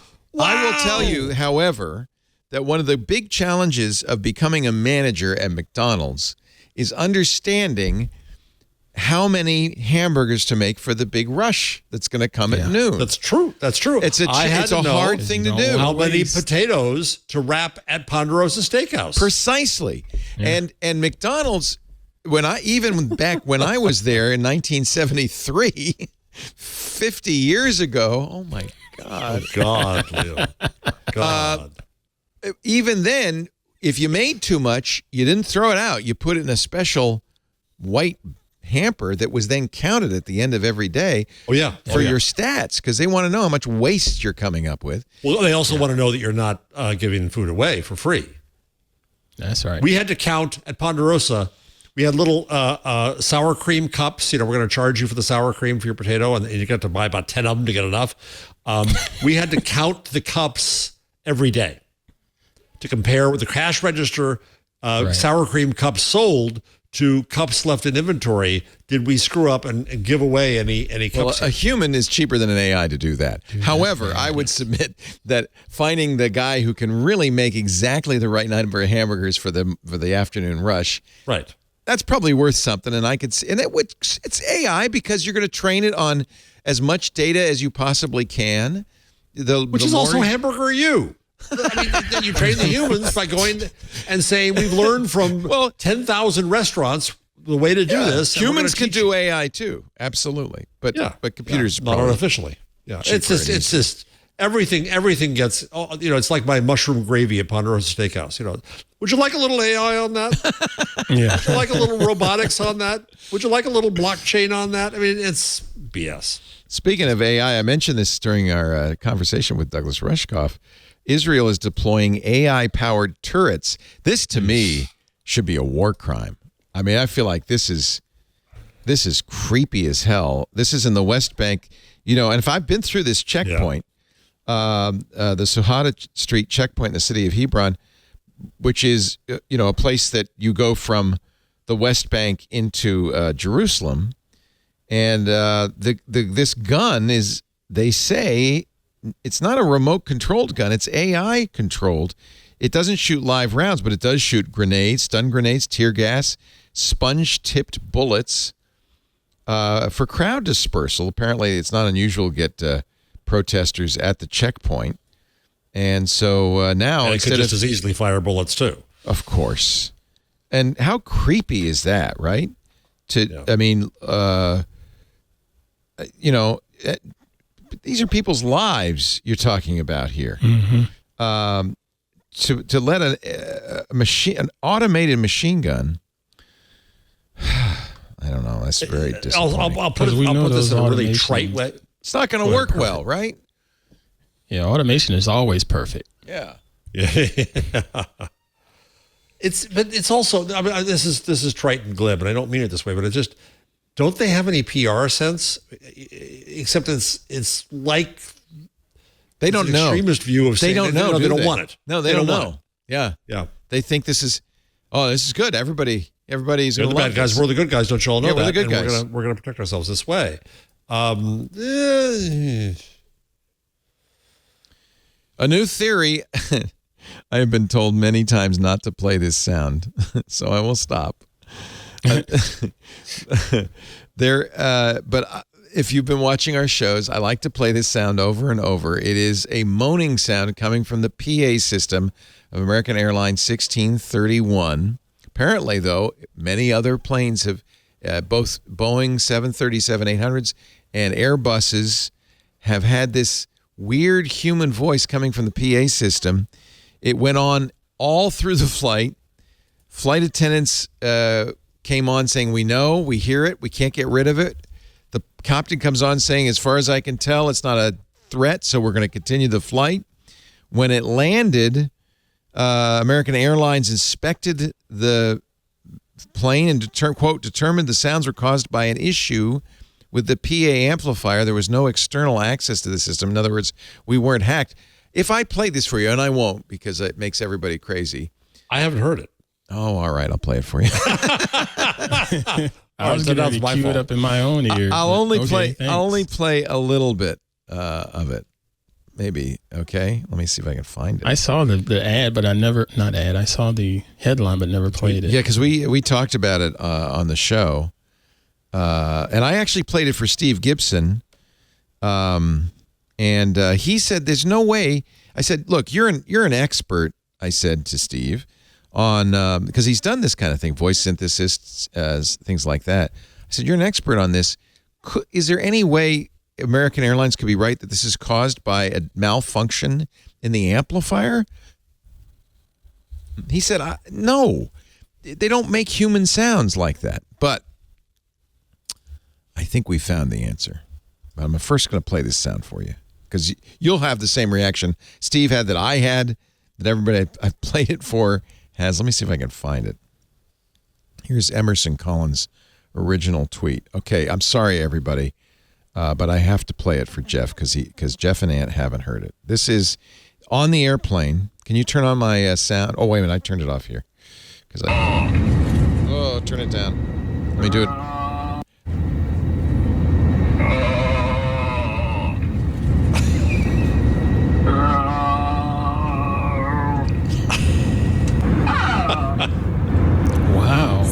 So this goes on through the whole flight.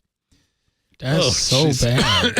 Keep it going. How long was the flight? Several hours. Somewhere between an orgasm. The flight attendant is going to come on in a second. Ladies and gentlemen, we realize there is an extremely irritating sound coming over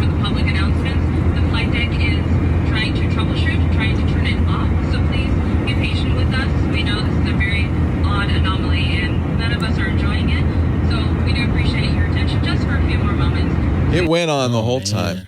That's horrible. Isn't that? Oh, it sounds like gotten some credits. And there's all sorts of theories about. It has to be a hack, right? It has to be a human.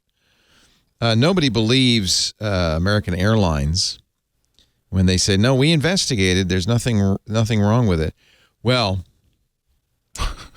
AV wrong. That's just normal sounds. Well, I mean, I'm sorry, no hacker has gotten in. There's something clearly. It's haunted, but there's no hacker. So a website, avgeekery.com, reached out to American Airlines. They said it's a hardwired system. There's no hacking. The PA systems on board our aircraft are hardwired. There's no external access, no Wi-Fi, no way anybody could hack it. There were some theories about this, but I think the answer is... Drum roll, please. There is on these devices a AI. Here we go. Here we go. Designed to filter out human voices. It's a noise reduction system. Okay. And the noise reduction system is specially crafted to filter out human voices. And the theory that somebody came up with, I think it's AV Geekery, but the theory somebody came up with is, that's what happened.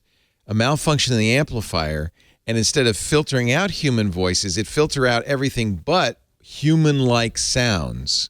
So you're getting a high pass instead of a low cut? Yeah, exactly. So precisely, high pass and not low cut. So instead, you got human-sounding noise. From just the ambient noise. Speech in the plane, or from the plane sound even.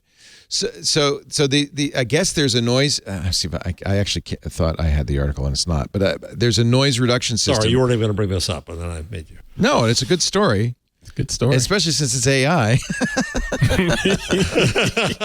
See, it has happened on other planes.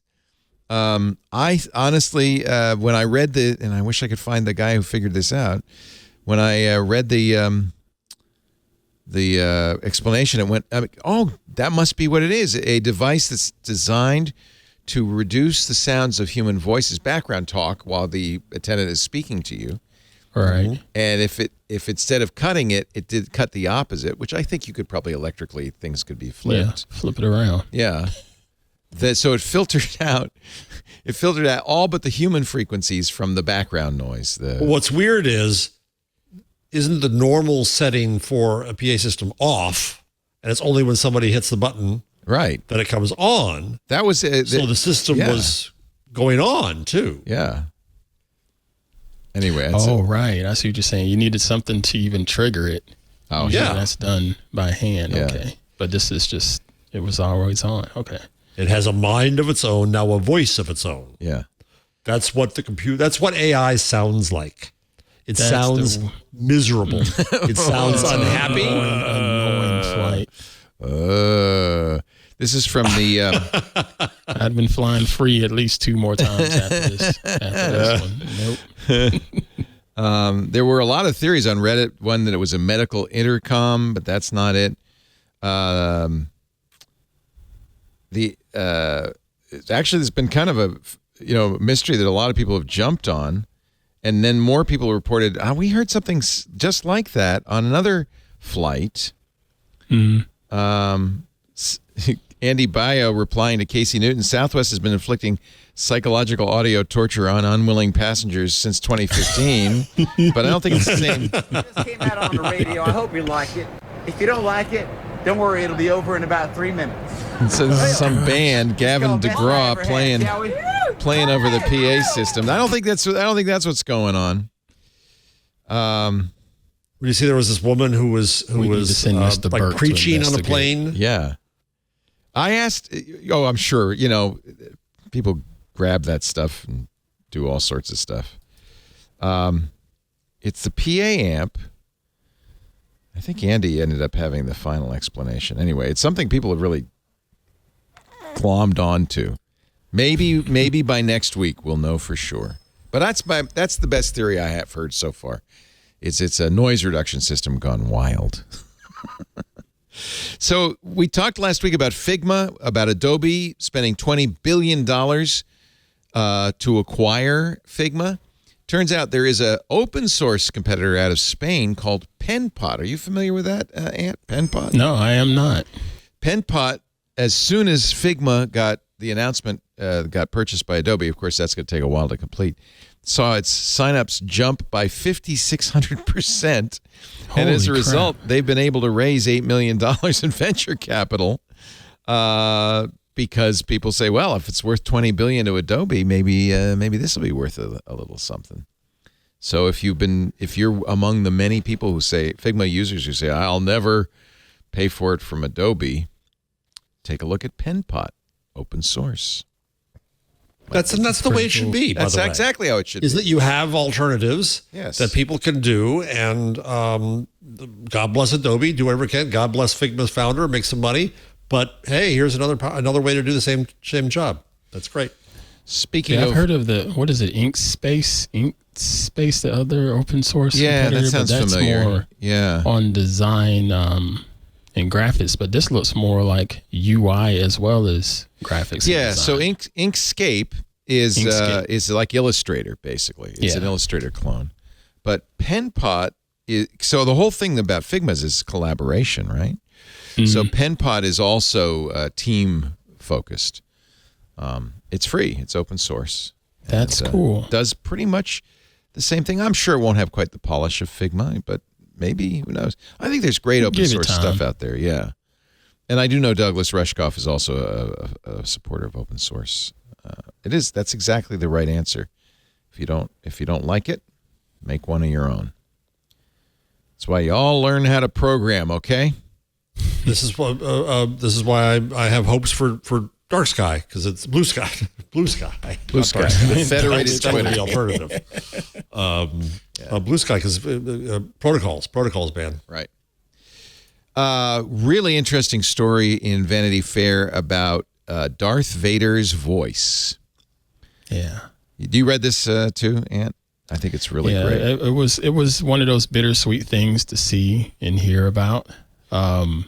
Being a fan of Star Wars, but here we have AI in place, and this AI does a really good job.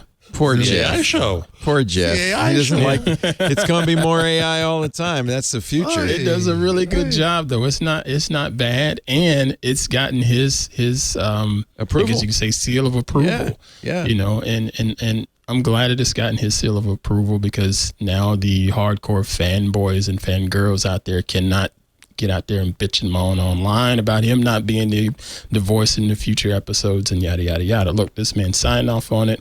He'd like to retire, and he's given all of the rights, so on and so forth. It's a nice, happy ending, in my opinion. So James Earl Jones, the voice of Darth Vader, legendary voice. I do not The breath of Darth Vader. Yeah. I find your lack of faith disturbing. Is 91 now. It doesn't sound as much. I think I could do the job, but instead... that would be no, sir. With the Scottish Love accent. you, but no. Probably. I find your lack of faith disturbing. Oh, the Scottish Darth Vader. Scottish I like one. that. That's not bad. The force is strong in this one. That's a new Darth Vader Okay, Star Wars approach. fans. Now you can fuss. You can be mad. But this is the fascinating story. The company that's doing it is Ukraine. It's in the Ukraine. Yeah, during this wartime. Reese Speecher, this is the lead from Vanity Fair. Bogdan Belyayev was working from home when the air raid sirens went off. They hadn't been heard in the city of Lviv since World War II, but it was February 24th, and Russia had just invaded Ukraine. When we heard that missiles were attacking and that our internet connection was dropping from parts of our country, we got into shelter, says Belyayev. That meant he, his wife, and their dog and 2 cats ended up huddling in the center of their building. It's a shelter in quotes because it was actually our bathroom, he says.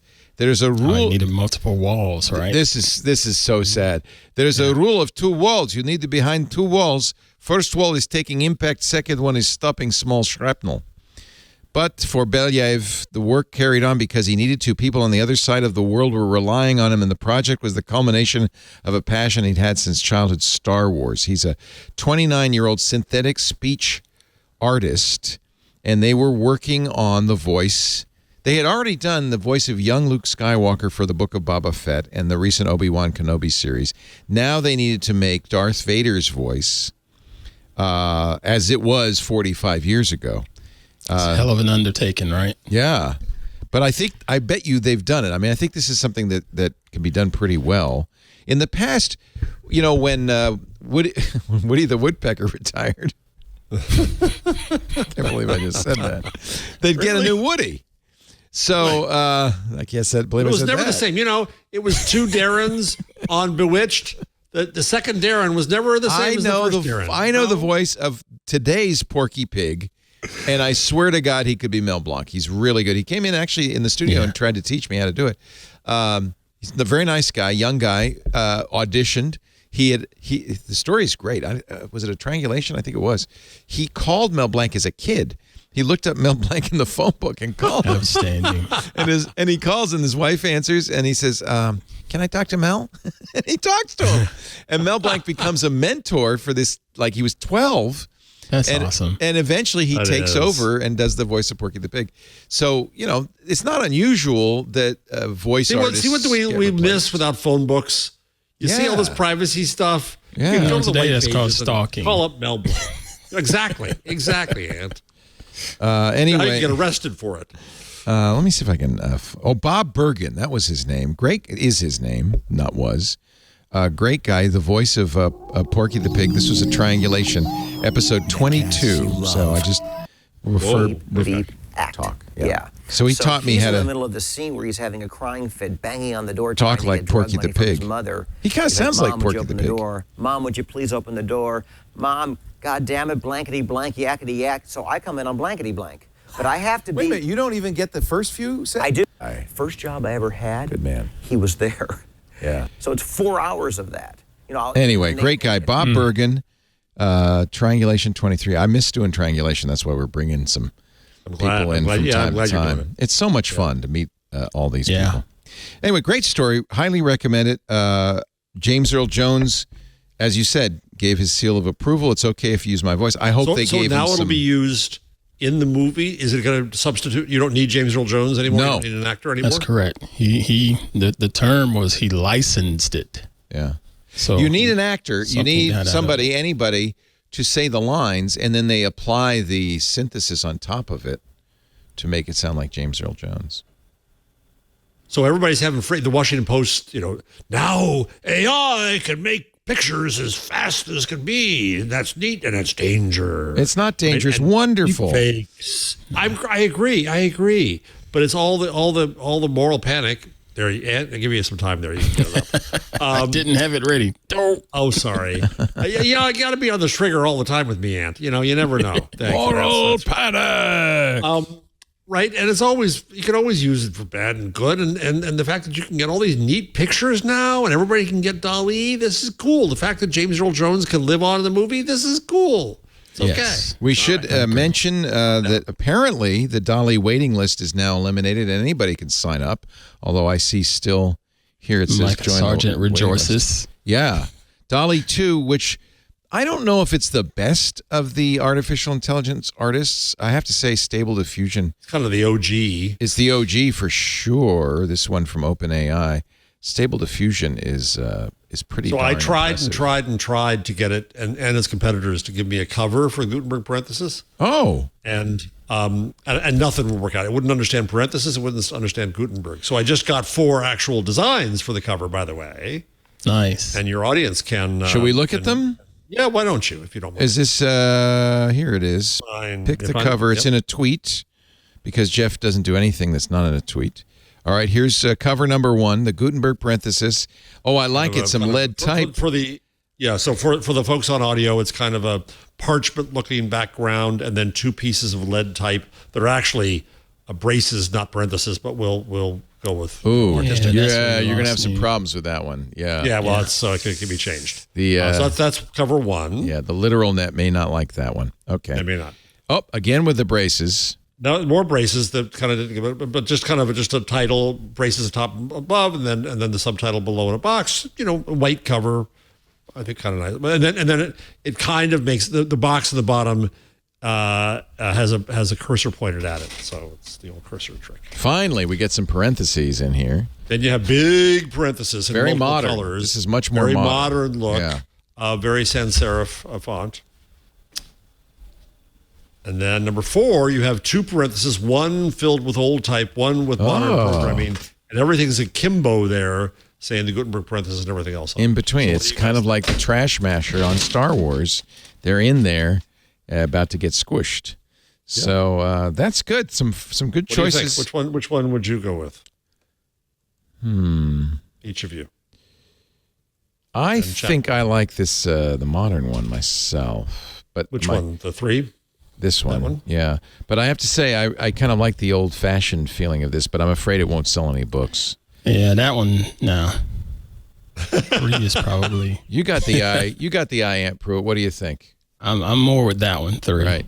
Of course, remember, I'm the guy who chose the Twig album art. So maybe you shouldn't listen to me. I like it. The Twig album. I like it. I like it. This is kind of what we did, by the way. They'd give us, I think, 8 choices, and then we'd go through them and 8 or 9 choices. Standard procedure. Where did you go to get these designers? Did Bloomsbury? Oh, I didn't do it. Bloomsbury, the publisher, did. They gave me about 10. These are the. All right. I got an assignment for our audience. Midjourney, Stable Diffusion, DALL-E 2, whatever you want. Let's see some submissions for your ideas, artificially generated, for the Gutenberg synthesis. Sure. Because I know Jeff doesn't know how to write a prompt. We got to get somebody who's really. That's I don't true. either. Isn't it amazing how real prompt writing has become its own It's the new programming. I've said this before. It is. That programming doesn't have to be, the code that you see. It's whatever it takes to get a computer to do what you want. And when you're dealing with an AI, you need to speak its language, and that's all. And people are very good at it. I bet you will get some good ones. I do. Yeah, I think. I can't wait to see us on Twitter. I like seeing that stuff. Yeah. Tweet to at Jeff Jarvis at Jeff Jarvis. I haven't even gotten to your section yet, Jeff Jarvis. Well, we do have 2 events. You have some of this. We have the Amazon event and the Google search event. I think we got it. Yeah, it was a little annoying that Google did a search event the same day as Amazon did its hardware event. Stacy really needs to weigh in on these. We'll let her next week. She's not here, but next week I'm sure she'll have quite a bit to say. She's usually invited to these. These are, by the way, they don't do them live. You have to be invited. A lot of the press isn't, and Engadget did get invited, so I'm going to be reading off of the Engadget live blog of the things Amazon announced this morning, 9 a.m. Pacific, with their annual fall showcase. Let's see. If you want an easier list, Leo? Yeah? You have one? Down at line 58, because Axios makes everything short. Oh, God. Axios got purchased, by the way. And there's a hysterical Atlantic piece. Have you read this yet? On Axios and the Axios style. Because Axios has, they have a book out pushing the smart brevity. Yeah, and one of the funniest things is that even though Axios sold, who bought them? I can't remember. Cox. Cox bought them. They did not sell the intellectual property rights to their style. So they have kept the property rights to this bulleted style, and it's thought that perhaps their plan is to sell this to enterprises. Yeah, that's part of the idea. They have a book out on how to do smart brevity, and they're trying to argue to companies that this should become your new communication standard. So the story from the Atlantic is about Axios telling every employee to buy 6 copies in a they can expense them in a highly unethical attempt to get to the top of the New York Times just like list. Don Jr. But then the Atlantic had the good idea of let's do it in the smart brevity Axios bullet style. The men who summarized the news at the bullet point loving startup Axios, Mike Allen, Roy Schwartz, and Jim Vandehei, may now be driving it. They have tried to tamper with their book's position on the New York Times bestseller list. And then the rest of it, he has even little special bullet points. There's a why it matters, and then a but, and a but. The numbers driving the news, but. And this is the thing I thought was juicy. The core technology was not included in the sale to Cox. It was spun off as a separate B2B company dubbed Axios HQ. They're going to do a Series A round. This is the greed Douglas Rushkoff was talking about. Is how can I make as much money as possible out of this? Anyway, a very funny parody, Robinson Meyer, both delivering the news and parodying Axios' style. So let me go and get the Axios bullet point list on line 58. This will be a lot easier to read. Why it matters. Oh, you got it. Okay. Why it matters. This is the most significant update to Amazon's Kindle. So they have a new Kindle Scribe. Well, the Kindle Scribe is a big deal, I think. It's finally now has a stylus. And it's the Remarkable. This is identical to the Remarkable 2, which I love and have. But a lot cheaper. Is it? $340. $340 versus, what is it, $1,000 for the Remarkable? No. It wasn't that expensive. No? Well, I think it was more like $600, but let me see. Let's just go see. I still have my Remarkable, and I do like it. Do you use it regularly? No. $279, my friend. It's less expensive, not more. What? Oh, okay. I think you probably marker not included, but still. Yeah, still. Okay. Wrong. I'm so not wrong. Thousands of dollars. No. I thought it was more. Yeah. So anyway, these Kindle Scribe, $340, including a stylus, 10.2-inch display. Yeah, you know what I use the Remarkable for, and I will use it every December. I use it to do sketches for my coding competition, because a lot of times I need to sketch stuff out before I start writing code. So it's useful for that. But I'm not a handwritten note taker, as I'm not. My handwriting is god awful. That's why I was. My parents forced me to take typing before I went into the 7th grade, because they said every teacher's going to think you're an idiot. Yeah, typing worked. In fact, that was very perspicacious of them. It probably led me to journalism. I can type fast. Okay. Yeah.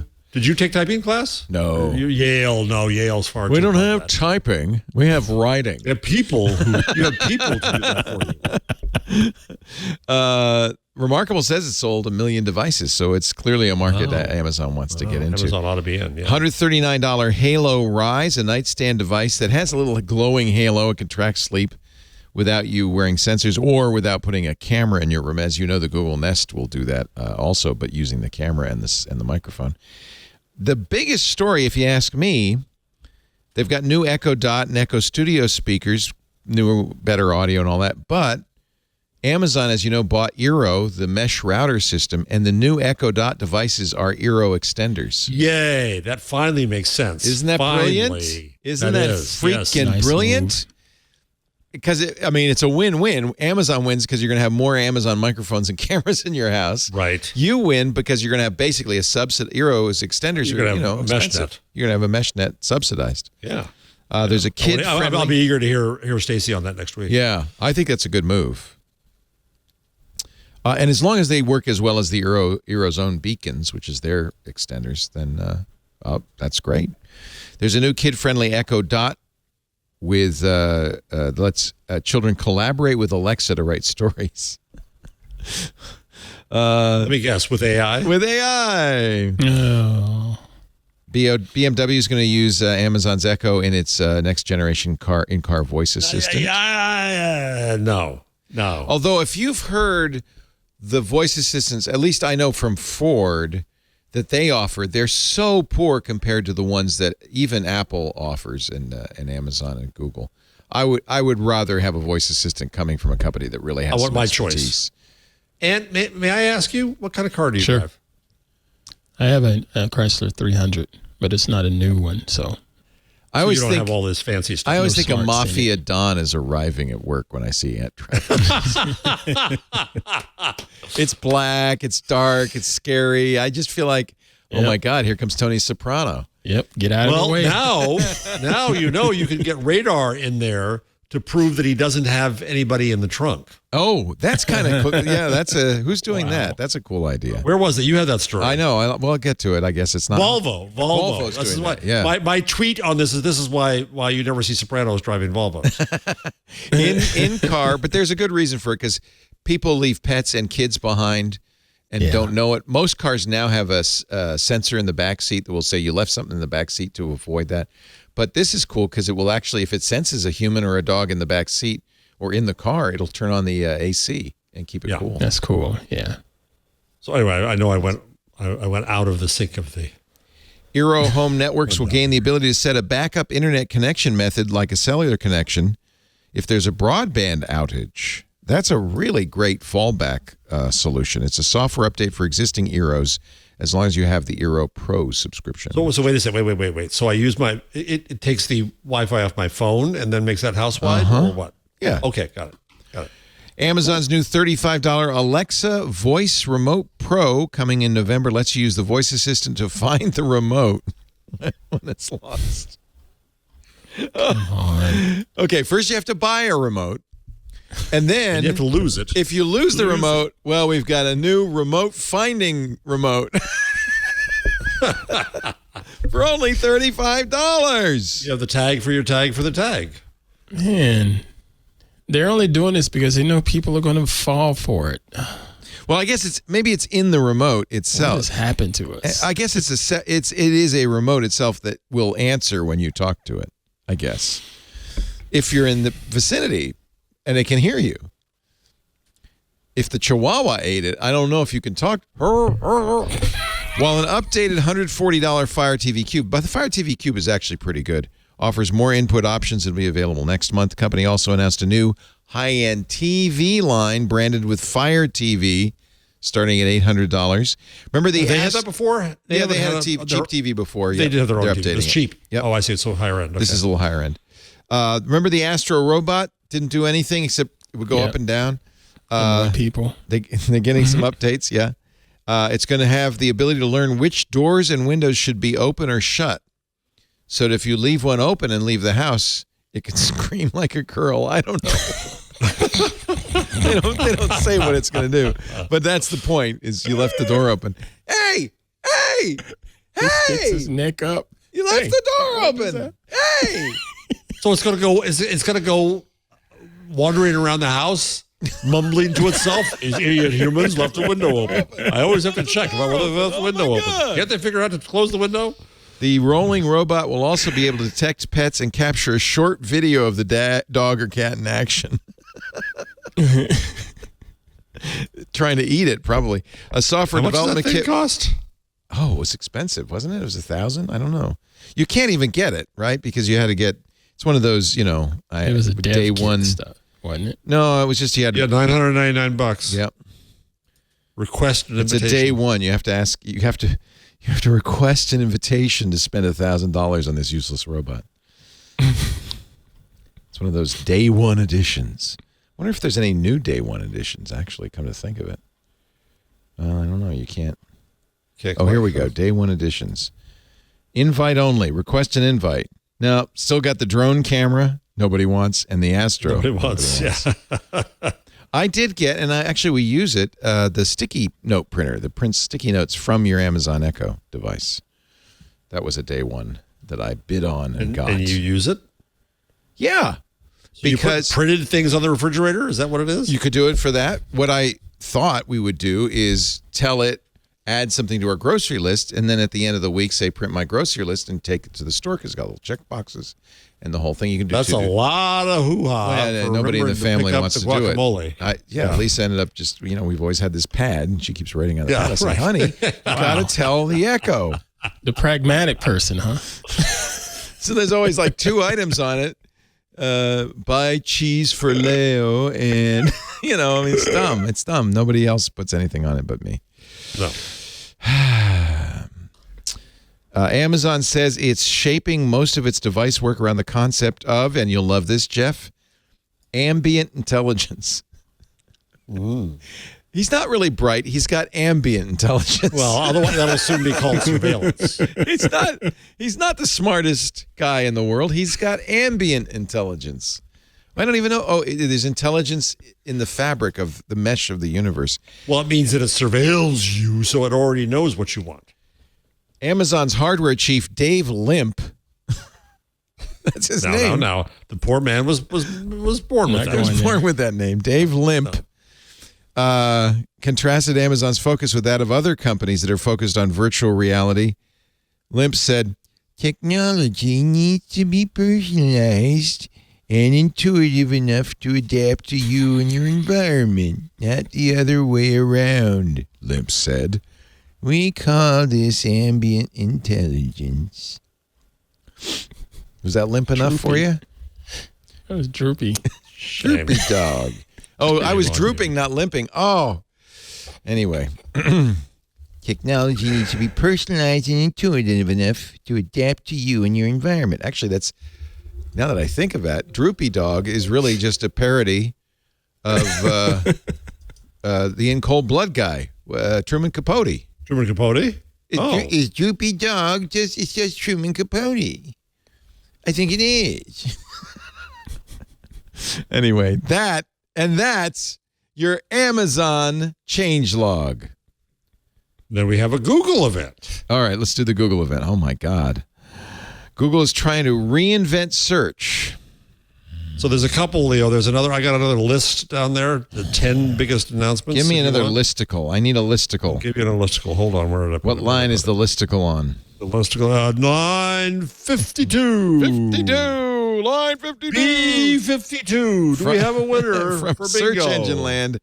The 10 biggest announcements from Google Search on 22. Is that today, the 22th? No, what does that mean? Yeah, that was today. Search on, 2022. Oh, 2022. I was like, huh? What day are they talking about? Today's the 28th. Number one, multi-search expanding. They're going to expand. What's multi-search, Jeff? Oh, shoot. I was hoping you wouldn't ask me that. I forgot. Search by image and text at the same time. Text, that's right. You could. Yeah, that's right. They're expanding that to 70 new languages. They launched it last year for English and U.S.-based queries. Oh, this is the one where you can use your camera's phone. Yeah. It's kind of like Google Lens, and then it will give you both text and image, like you should do a stop sign or something. And the general argument here is that search becomes more visual, and the TikTok, once again, is scaring everybody and showing the way. And there was a story in the rundown 2 weeks ago that we didn't talk about, and that was fine. About how the kids today are using TikTok for search, and I tried it, and actually it's not that bad. And so I thought, let me try it. And I tried it. I just looked for restaurants, and it wasn't that bad. Well, now, okay, now explain how, I've been reading this, and I don't get it. So let me go to TikTok. Well, the easiest thing, look for restaurants. On TikTok? Search restaurants near me on TikTok. And what you'll find is I'm mesmerized by a young lady in her bikini. Wait a minute, let me... Leo. Of course. Let me sweep away from it. So you hit the search button, and you type... In TikTok. Are you in TikTok? Yes. Oh, okay. And then what do you type? Restaurants near me. It says, here's what it says. You may like My Body, Emily Rechkowski. Bikini try-on haul. Leo. Hurricane, white bodysuit outfit. The girl next door. Why am I getting this? What have I done to this service? Why? Restaurants. We're going to tell you why. Restaurants. Because when it comes up, I can't turn. Near me. There it is. Isn't that the top one? Restaurants near me. Okay. And you're thinking it's going to get... Oh, my God. Yeah. See?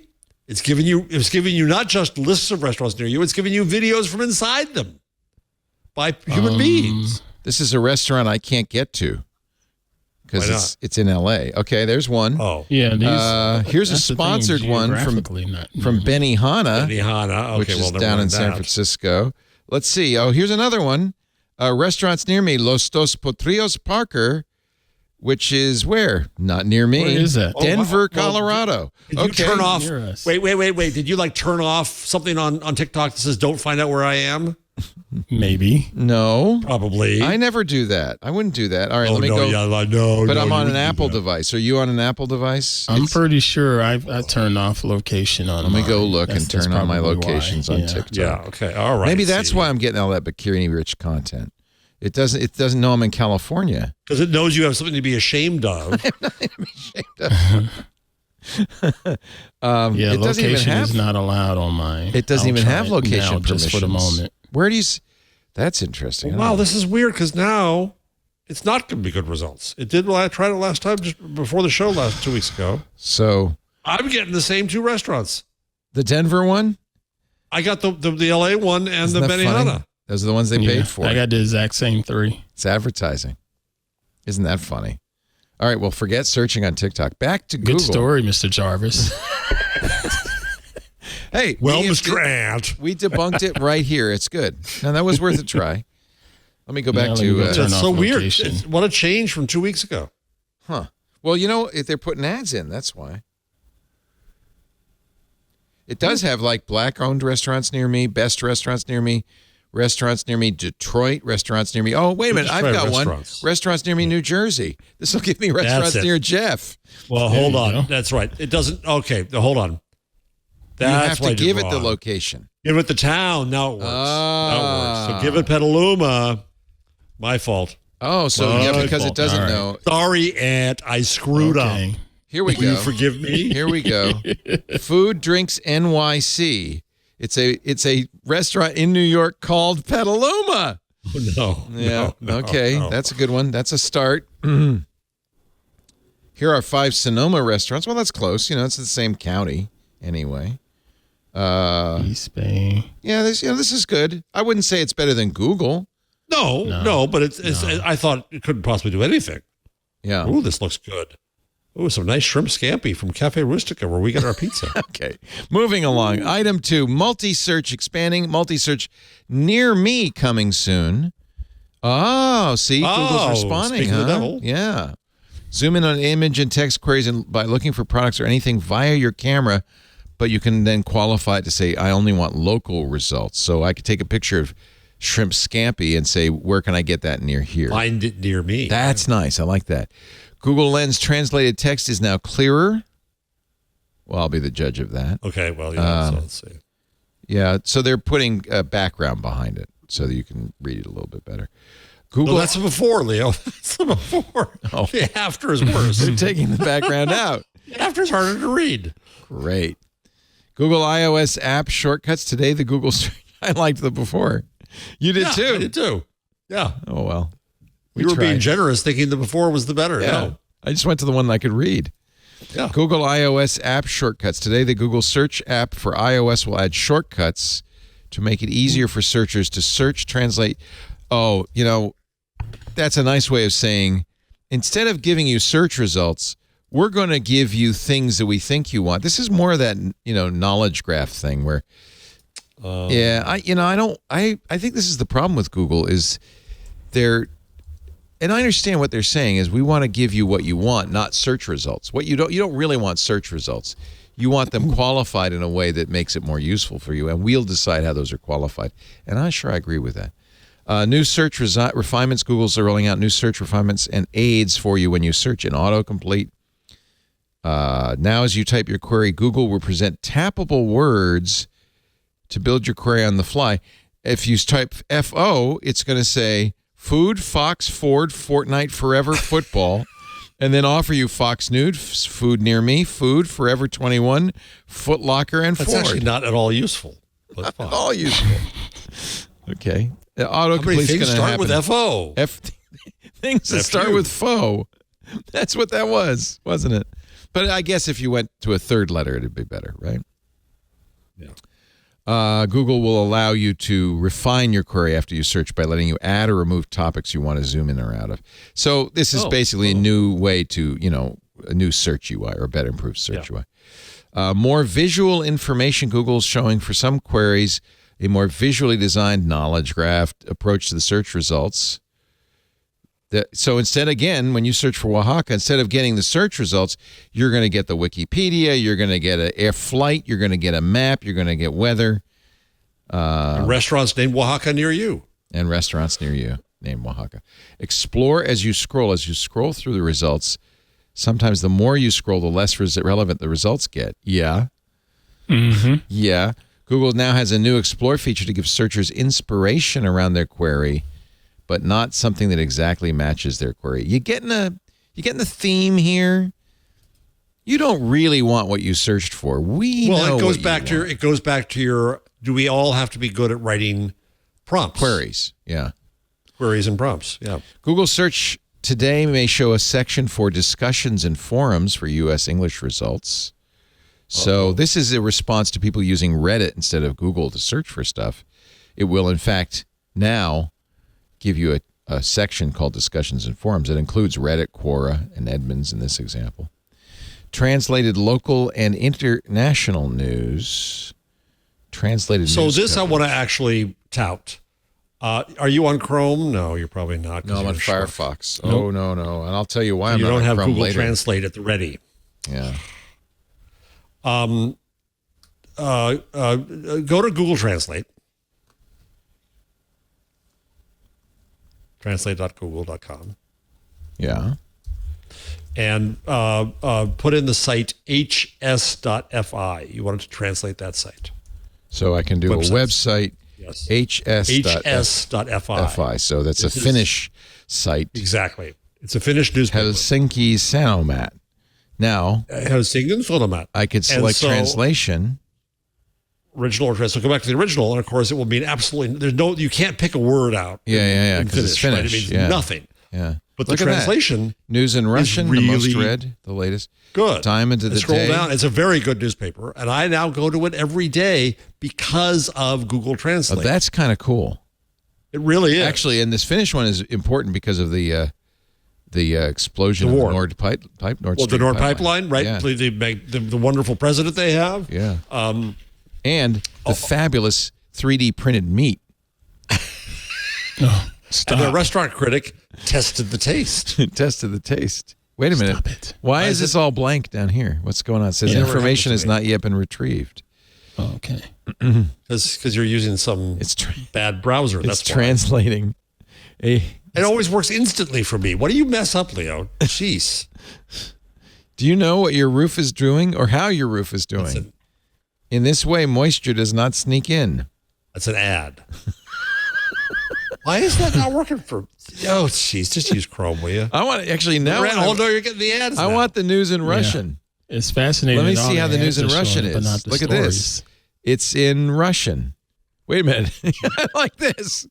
Говорит Москва, says a Finnish family couple living on the border. That's good. It's really interesting. How does it figure that It out? left the Cyrillic. This, by the way, this is 3 newspapers. This is the Dagens Nyheter, Politiken, and Helsingin Sanomat. They all are together publishing some of their stories in Russian. What is it doing to you? That's so weird. Gee, would you get a real browser? Would you stop Doing this it crap? to me too. I'm in Brave. It's probably all the ad blocking I have running. Let me turn it off. Oh. Yeah. The 52 trackers were on this page. 48% of the page is and it connected to 9 different domains out of 12. They were 9 of 12 were blocked. So most of it's loading for me, but a little bit is not. Let me refresh. Yeah, without the blocker, still nothing. No, It's still nothing for me. It's wrong. Huh. Well, maybe so many Americans are going there right now. It's the popularity of the show. Because it's so popular. Yeah. So it has news, but it also has foliage. What's foliage? I don't know. Some things don't translate. Let's see what's most read here in Helsinki. Absolutely nothing. Nothing. Nothing. How about HS Helsingin Sanomat Vision? Oh, is a normal toothbrush inevitably the wrong choice? There's a new threat lurking in the stock market. It's interesting that for the stock market image, they have the New York Stock Exchange. Well, yeah, because that's the one that matters, the huh? Putin's panic solution. They've even got alliteration in Finnish. If only you had a decent browser, you would see the story I'm looking at right now, which is historical Helsinki come to life. I actually enjoy Helsinki. The train station there is quite something. It is. It's a wonderful place, a wonderful country. Yeah. And it's a sane country. So you're saying if I used Chrome, it would just do it automatically, or I guess. Well, yeah, because then what I do is I just add the Google Translate into the Chrome. Oh, I get it. Okay. On the top, and I can just do it, and it works beautifully. So my point is that I can now read news Finnish is a language I am never going to learn. I'm not going to know how to pick out any word, and yet I can now very comfortably read the Helsingin Sanomat, which is an excellent newspaper, because of how good Google Translate is now. So any language you want to go into, and now they're incorporating that in Google News so that you can get local views. You want to find out what's going on in Mexico, you can go to Mexican newspapers. Yeah. That's pretty amazing. So you could, news from Mexico. Maybe, do you search for news from, or... I don't know how this is launching. This is launching next year, so we'll have. Yeah. So we'll it's not there yet. I mean, the that. point is, all it's doing is bringing that translation ability. I think that's into actually news and huge. showing you more stuff. I think it's really valuable. Gigantic. And do you think that's a response to Senator Klobuchar's snippet tax? No, I hadn't thought of it that way. I think it's just the technology's gotten so good, they're just incorporating Translation it. How else amazing. can we use this? Yeah. I mean, the Klobuchar stuff is driving me completely. Yeah, she's made a deal apparently with Ted Cruz, so that's going ahead. This idea of It is truly if you employ awful. fewer than 1,500 journalists, Google has to carry you. Which is just And pay you so for against the First Amendment. It's so against the First Amendment. I'm sure court will throw it out. Although I don't. Well, who knows with our courts now? Because the right wing is saying is doing a must carry. Right. You got to carry our hate speech. Yeah. We're only at 10 of the 22, so let me hustle along here. No, Leo. It was 10 things in 2022. Oh. This is frying your brain today. I don't know. It's not the 22nd of the month. It's not 22 things. It's 2022. Here's number 10 in 2022. About this is actually another good one. About this result displays personalization. So we've always had this about this result next to the searches that explains what's going on. It will now show if personalization, i.e. tracking, has been used. Good. That's smart. In the results. So I think that's really, really great. Very nice. Thank you, Search Engine Land, for breaking this down. The biggest updates from Google's Search On 2022. Can I have a fit about a story? Yeah, sure. What? So did you read the New York Times story about the LinkedIn A/B test? Yes. So LinkedIn, with academics at MIT and somewhere else, I think, did a large-scale test of the loose ties thesis. And the question is, when it comes to getting jobs and getting connections, is it better to have strong ties or loose ties? By the way, I think this is this seems to be I don't know if I'm agreeing with you or disagreeing here, but this is a kind of a scatological headline or that's my point. Yeah, yeah. No, you're, by God, I hate to tell you, Leo, we're going to agree. A little moral panic here. Amen. LinkedIn ran social experiments on 20 million users. Well, they did what everybody does. They did an A/B test at that scale with academics, with happens all the ethical time. views of what it is. This is what we used to do in job search. We tried something else to see if it worked better for people, and it did. So now we're going to give it to everybody. What's wrong with that? Yeah. And you know the New York Times A/B tests everything. Sure. So here's the New York Times demonizing the knowledge that comes from the ability to say, let's try two things in the market and get the feedback loop and then go with a better one for people. They do say about 5 paragraphs in, tech giants like LinkedIn, the world's largest professional network, routinely run large-scale experiments in which they try out different versions of app features, web designs, and algorithms on different people. The long-standing practice, called A/B testing, is intended to improve consumers' experience and keep them engaged, which helps the companies make money through premium membership fees or advertising. Users often have no idea the companies are running the tests on them. In parentheses, So what are we supposed to do? Have the cookie thing saying, we're doing a test on you? in parentheses, the New York Times uses such tests to assess the wording of headlines and to make decisions about products and features the company releases. And guess what? That wasn't in the story. That was added in. Oh, you think that was added later? Oh, I know it was. Somebody had the original version and put it up. They did a diff on it. Oh, my God.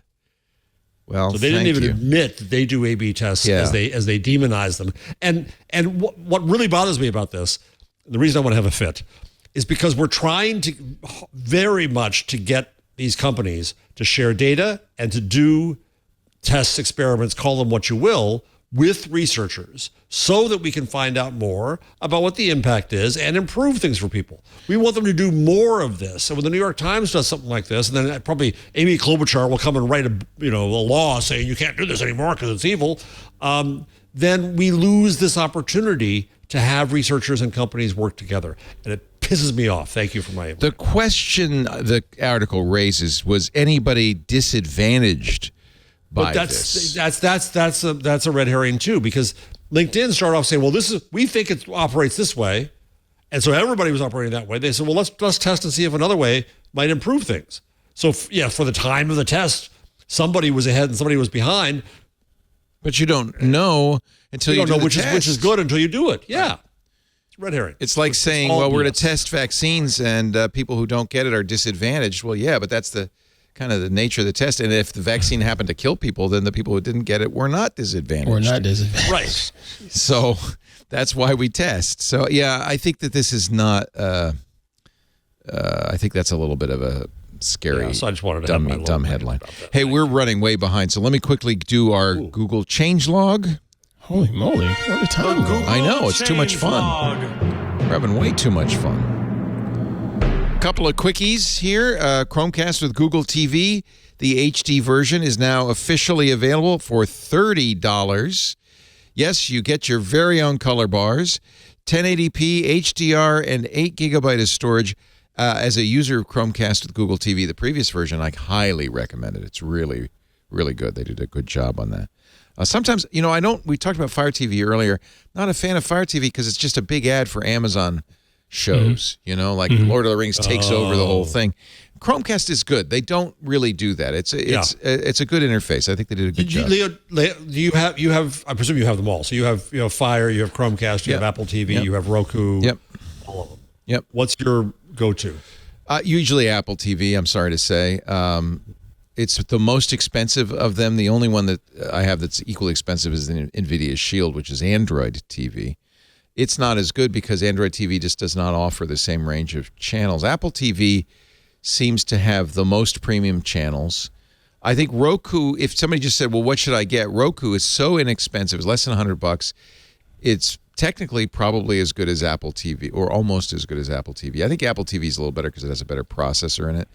I think it does a better job of 4K HDR and everything. But I have to say, comparing head-to-head, the $30 Chromecast dongle with Apple TV, the Chromecast dongle at pretty good. And what do you the price use? is pretty good. Believe it or not, Xbox One. That's actually fine. That's a good. I used to use that all the time. And in fact, Xbox One. Their original plan with televisions are that, all Roku enabled TVs here. Right, exactly. But the primary TV is got a Xbox One on it, and I have one of those Logitech Harmony remotes. Ain't that what they're called? And that just runs everything.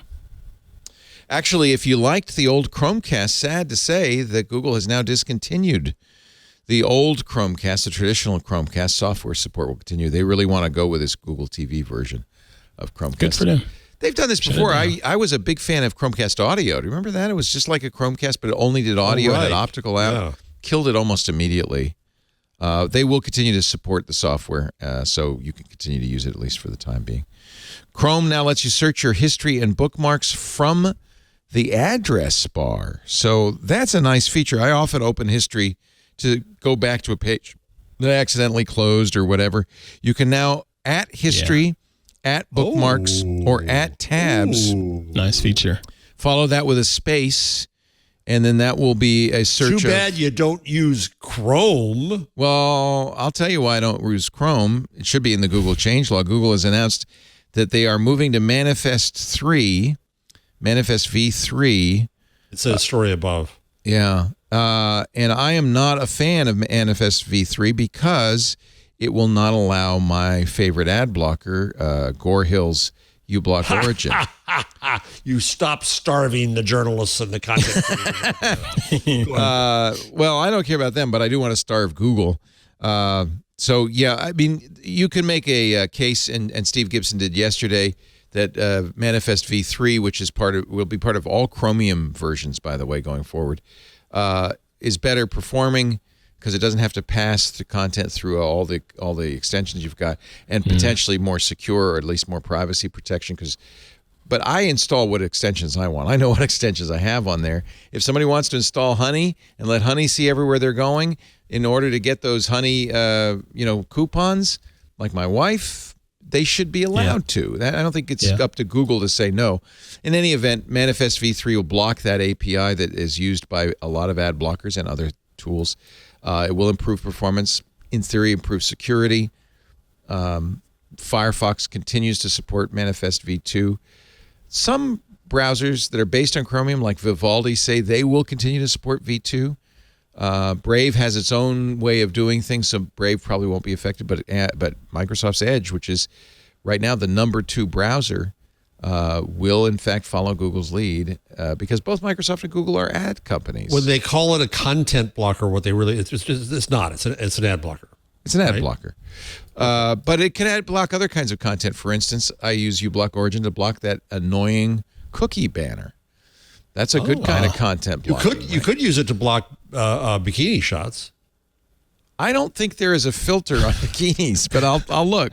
Well, he's only going to go so far, Mr. Yeah, I mean, there's only so much a guy could do. You guys really don't. All right.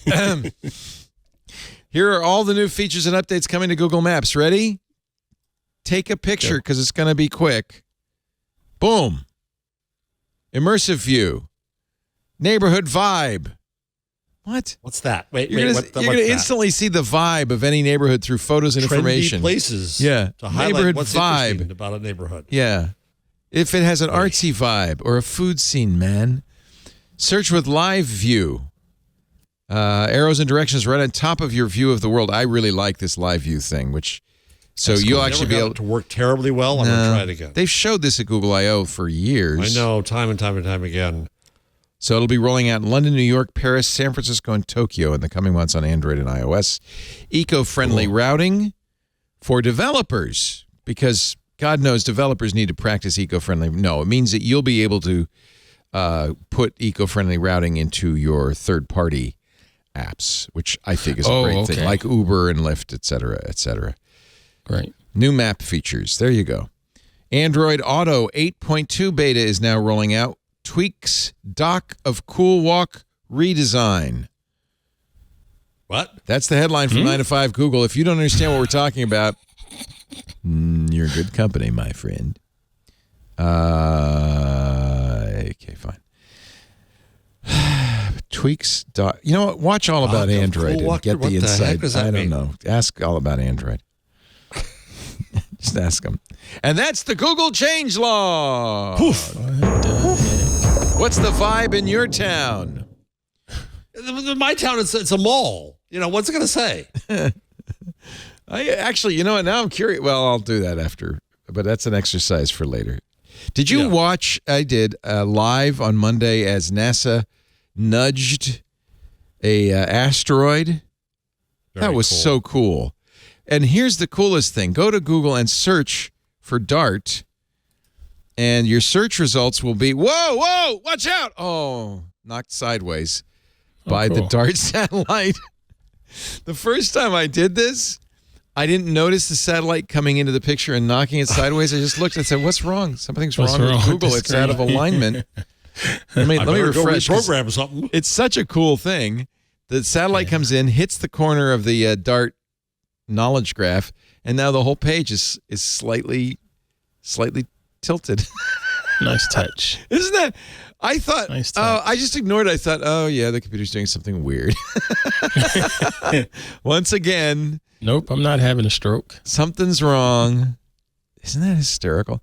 Let's have you watched the pictures of the DART? Did you watch it live? I watched it live. It was so I didn't watch it live. You can now see the replay. results too in a second. So they were so excited. They were. This is in the lower right-hand corner. This is the NASA folks at Johns Hopkins University watching, their years of work become true. The satellite, which is traveling at 14,000 miles an hour, is homing in on that little dot, which is P Didymos. I call it P Didymos. It's just Didymos. But P Didymos is it's a kind of a binary floating thing. I don't know. The big thing is Dimorphos On the right, the asteroid Didymos. They're going to try to hit it smack square dab in the middle and deflect it just ever so slightly, as one would do if it were headed for Earth. It's not. It's 7 million miles out, not even going. Wouldn't it be ironic, though, if they hit it and then it hit Earth? Like they accidentally knocked it into Earth? Law of unintended consequences. The DART satellite or whatever it was, vehicle thing, the DART thingy, was launched last winter. It came in within 17 meters of its target, which, you know, if you aim at something 7 million miles away and you hit it within 7 meters, you've done crazy. Pretty darn good. That's crazy. Wow. Pretty good. You see, we're slowly moving in, but it's going to get pretty quick as we get closer. You know, as Dimorphos goes out of the picture on the lower left there, and we really focus in on Didymos, you can start to see features of the asteroid, like rocks and stuff and surfaces. And as you get close to it, you know, the last frame, it's like, that's it. we crashed into it, and the celebrations began. So Earth you're is saying coming for you. You're saying now what was left to do after this on Monday was to then see how much the asteroid was deflected.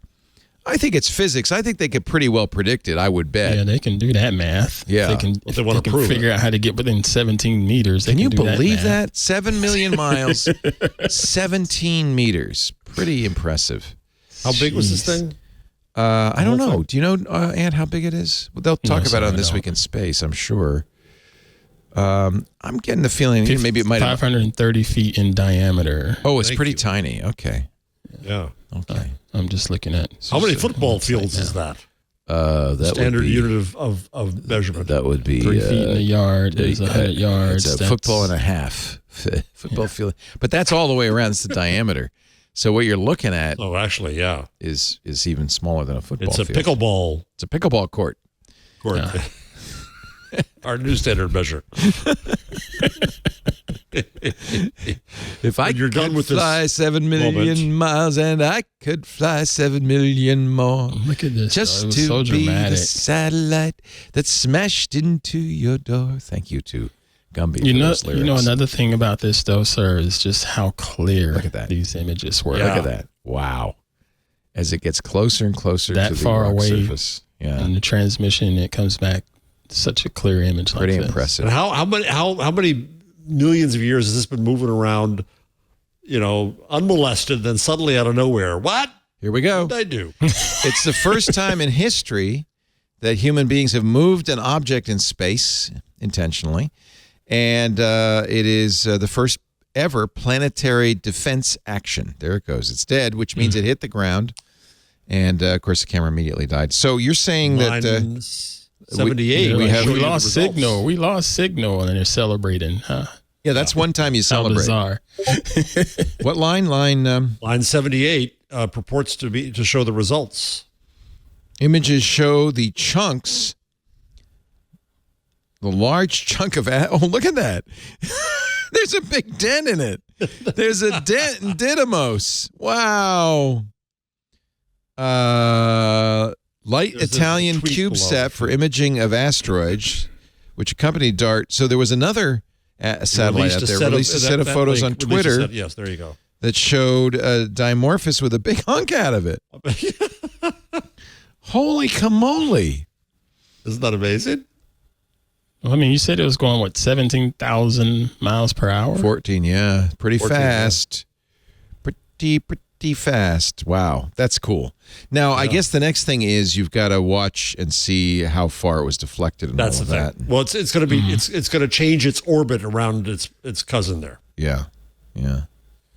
Oof. There's a big puff. What was that? Was that the dust coming off? Oh, where you see? That was the where'd you puff of find that? smoke right below it. Wait. Play that again. Oh, it's in the same thread. Yeah, so this is, I guess this is Didymos flying through the air. It just got hit. And there quite a bit of material got ejected. Dude, that's from a ground-based telescope. Amazing. I think this is just really cool. Anyway. It is. You didn't even need Bruce sci-fi Willis. movies. It is. Yeah, exactly. It's amazing. All right, let's get our picks of the week. Stacy will be back next week Douglas Rushkoff, thank you for being here. His new book is actually really a lot of fun, but it also is very thought-provoking. It's fun to make fun of rich people, too. Yeah, I love making fun of rich people. Let's see. Oh, and I wanted to plug one more time the fact that Cory Doctorow and Rebecca Gibley, his co-author, will be on tomorrow, a special triangulation, 3 p.m. Pacific, 6 p.m. Eastern Time. That's 2200 UTC. We will be talking about their new book, Choke Point Capitalism, which is really, if you enjoyed or were intrigued by the conversation with Douglas Rushkoff, kind of a continuation along those lines. A sequel of sorts. Jeff, well, actually, you know what? I'll be Stacy today. Okay. With a thing of the week. Did you, I know, Ant, you must have loved The Matrix, right? Mm-hmm. Great movie. Great series. I love the second one more than all of them. Very famous in all of them, the green rain, right? And there have been screensavers and so forth. Well, there's a guy, Rez Mason, who has spent years of his life trying to improve on the green rain, and he has a GitHub. Oh, dude, that's pretty. You can download his code and also variations. So, in fact, Lily Wachowski, who's one of the two directors of the Matrix series, said it's actually probably better than we used in the movie. So this is all done in a web browser. So it looks like we just went from SD to 4K. Yeah, well, get ready. You want to go 3D? Look at this. Whoa. Green rain. They used a whole bunch of interesting glyphs, including some from Susan Kerr, who created the original icons for the Apple Macintosh.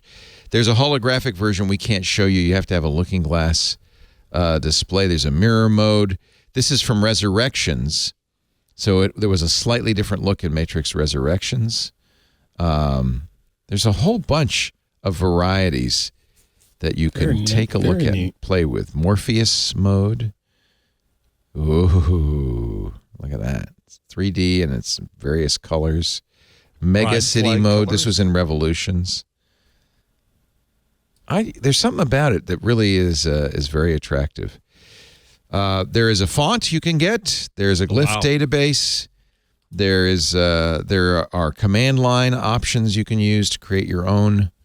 Very nice. This is Rez Mason. He's from Vallejo, California, just over down the road. The road a piece, yeah. At Rez Mason on Twitter. It's on his GitHub, github.com/REZMASON. He says coder, artist, something. So that's my Stacy's pick for the week. Jeff, you have a number for us? Oh, what should I do? All right. Decisions. TikTok released its transparency numbers. Do you trust them? Yeah. For this, I think this is saying how much they removed. So they removed total videos removed against total videos by quarter, less than 1%. That's kind of surprising. Given all the people I follow on TikTok are always complaining about how their videos were removed. I know. 113 million. Exactly. From April to June in the quarter, 113 million videos removed total. Of that, 48 million were removed by automation. And then 5.8 million were restored. So a certain percentage of them are brought back on appeal, but not a lot. Right. It sounds like the automated removal does pretty well. So if you look at why they were removed, 43% because of minor safety. That's a big one. That could be something like a kid doing something dumb, by the way. That doesn't have to be, good. Right. Yeah. Illegal activities and regulated goods, 21%. Adult nudity, we have bodies and sexual activities, 10%. Violent graphic content, 9%. Harassment and bullying, 5.7%. The most important one, I think. Suicide, self-harm, dangerous acts, 6.1%. Hateful behavior, 1.7%. And violent extremism, 0.9%, less than 1%. Is that. What else is interesting here? I think that's by country. It's all purple. Who cares? Total account removal. So account removal was fake accounts removed 33 million. Wow, 20 million because they were suspected to be under the age of 13. Yep. Wow. Fake engagement, I'm not sure what that actually means. That's probably fake more like likes bots. prevented 14 billion. Fake follower requests prevented 9 billion. Fake followers removed 1.4 billion. Yeah, that's interesting. Here's the spam numbers, and look, they've gone down. I guess everybody went over to Twitter. Yeah. 75 million blocked spam accounts or blocked from creation, and then 76 million removed. So I thought that was fairly revealing, actually. Yeah, it's much better than it's been in past quarters. Government requests, total government requests for takedowns, July through December 21. So this is not up to date. Never mind. Yeah, that's that'll come out. We'll get that. another one of those in 6 months. Yeah. Okay. Very good. Those are and sandwiches made by Salt Hank. Oh, sorry. I never plug anything. Go ahead, plug something. /by Gutenberg. The pre-order page for my book, The Gutenberg Parenthesis, is coming out next June, but it's up now. That just happened yesterday, so I'm very proud. BUY. Way to go, sir. GUTENBERG. bit.ly/by Gutenberg, which will bring you on the to upper right, it says US. You can buy it in 5 different places and different currencies. Nice. Now you've written it, right? This is how long it's going to take them to produce it. 6 months. I'm waiting for the copy edit next. Yes. Oh, okay. You still have to do the copy edit. All right. Yeah, this does take a while. This is why, Maggie Haberman's getting a lot of heat because her book contains an admission by Donald Trump that he took classified documents out of the White House she knew about in September. But that's normal. These books take 6 months to get out or more. You do wonder why she didn't mention it. Yeah, could have said something. Just a little hint. Mr. Ed Pruitt. Oh, what are my picks? Oh, I have them right here. If you can't remember, I have to go down and look. A couple of weeks ago, I had one of my video monitors that I put on top of my camera break, and I needed to get a new one. So I ended up checking out OC Tech. I'd seen good stuff about them, and I decided to try one out for myself. I bought the T5, and it is a solid dadgum monitor for the price. It was only like $130 or something like that. It's very affordable. But you get the scopes on the screen. You get to see your waveform, your false colors, and focus peaking. And I mean, I'm like, dude, this is nice for $130. You can just plug it in with an HDMI cable to your camera. Takes NPF or LPE6 batteries from Canon or Sony, or you can just use like a D-tap battery power to plug it in through the DC port. And it rotates. You can rotate it to vertical. So if you want to shoot something for vertical video, it'll rotate its orientation with your camera. It's quite nice, considering that it's pretty much doing everything those Atomos Ninjas are doing, but it's a lot $125. Wow. It's a lot cheaper. Yeah. And then I also have this I think it's the 7-inch Q7 T7, and it's the 7-inch version. It's just bigger, does everything that I just said, except it's bigger and it's brighter. It's 3000 nits, so it's really, really bright outside. Nice. Very good for anybody. This is mostly shooting video, yeah? Yeah, shooting video. You don't need it for stills. Yeah, you don't need it for stills. Yeah. But if you're shooting video, most of the time, those better angles, you're holding the camera like probably around your chest or so, or a little bit lower. So you can't see your viewfinder. That's why you need a monitor. Also, this records, right? Yes, you can throw a SD card in and record to it. I don't recommend that myself, but because most SD cards are not slow. Reliable and slow. Yeah. Very nice. My next one is I got a reminder about Adobe Max. Hold on. Jeff wants to stick something in. That's okay. Hold on. Well, I think for athletic Ant here, the plank bike racing video. We'll get there. 96? Let Ant finish his picks. Oh, he We'll was get there. finished. He was finished. Oh, I thought he was finished. Yeah, he's I got thought you more. told me He's to got go. more. Okay, sorry. Well, I'm finished with. Mad at me. I had a reminder in my mailbox about Adobe Max, and I said I'd mention that again because it's free virtually. So people go check it out. My friend Claudia, she's going to be speaking there. Mr. Dave Clayton, another friend of mine, he's going to be speaking there. And I said I wanted to show him some love. And they updated the list. Kevin Hart's going to be speaking. So Kevin Hart's going to be there. And Jeff Koons. Wow. And Mr. It's always funny to see those comedians because they're in a crowd of nerds, creative nerds, and they come on stage and they do the Adobe sneaks where they preview some stuff that Adobe's working on.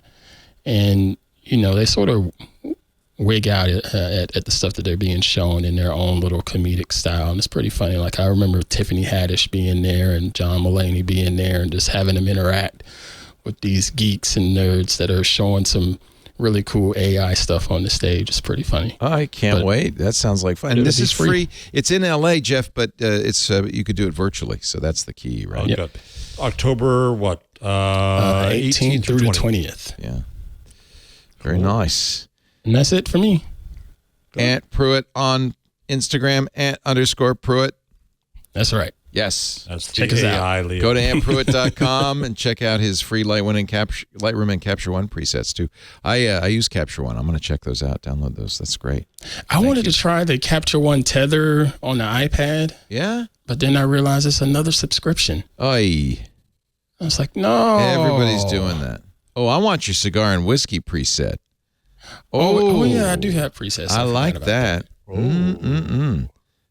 People ask me about those recently. That's the biscuit preset. I love it. Oh, that's good. All right. I will check those out. Thank you, Ant. Yeah, those are free. Just go to the website and you can download them. All right, Jeff, give me a video. Where's the video? Just to take us out here. Line 96. Is this? Tell me if this is something you've seen before. I have not seen it. A planking on a bike. Bike racing.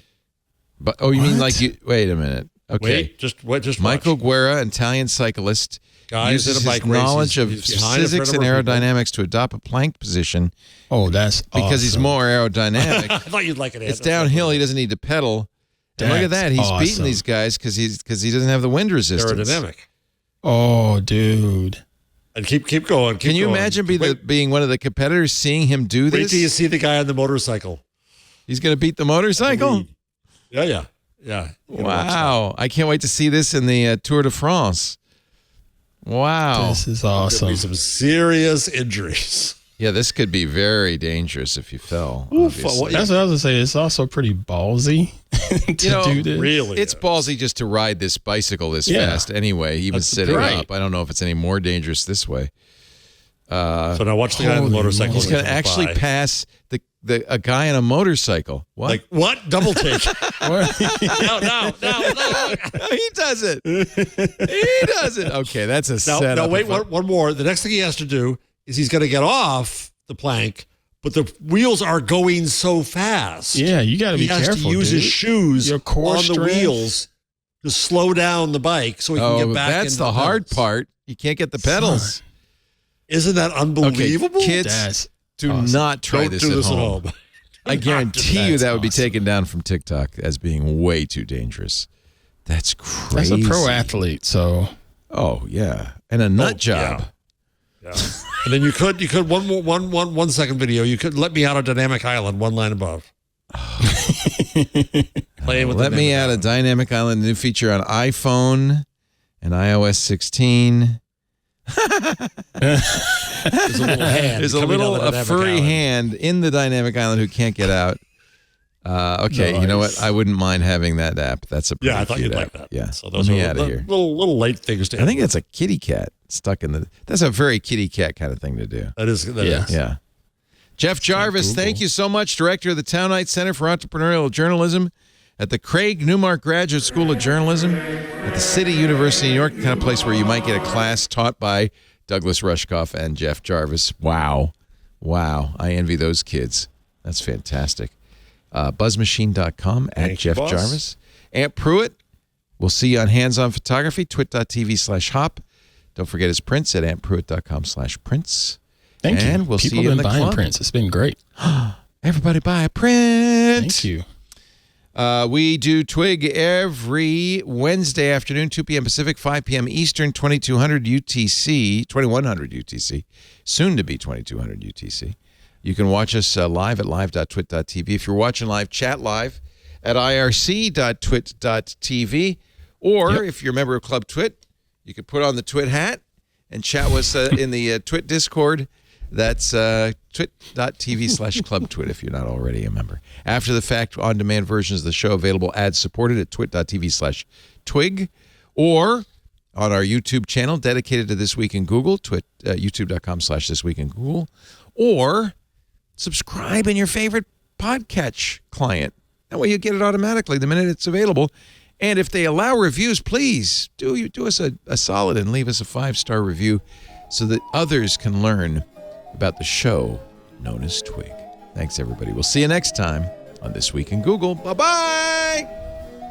Bye, buddy.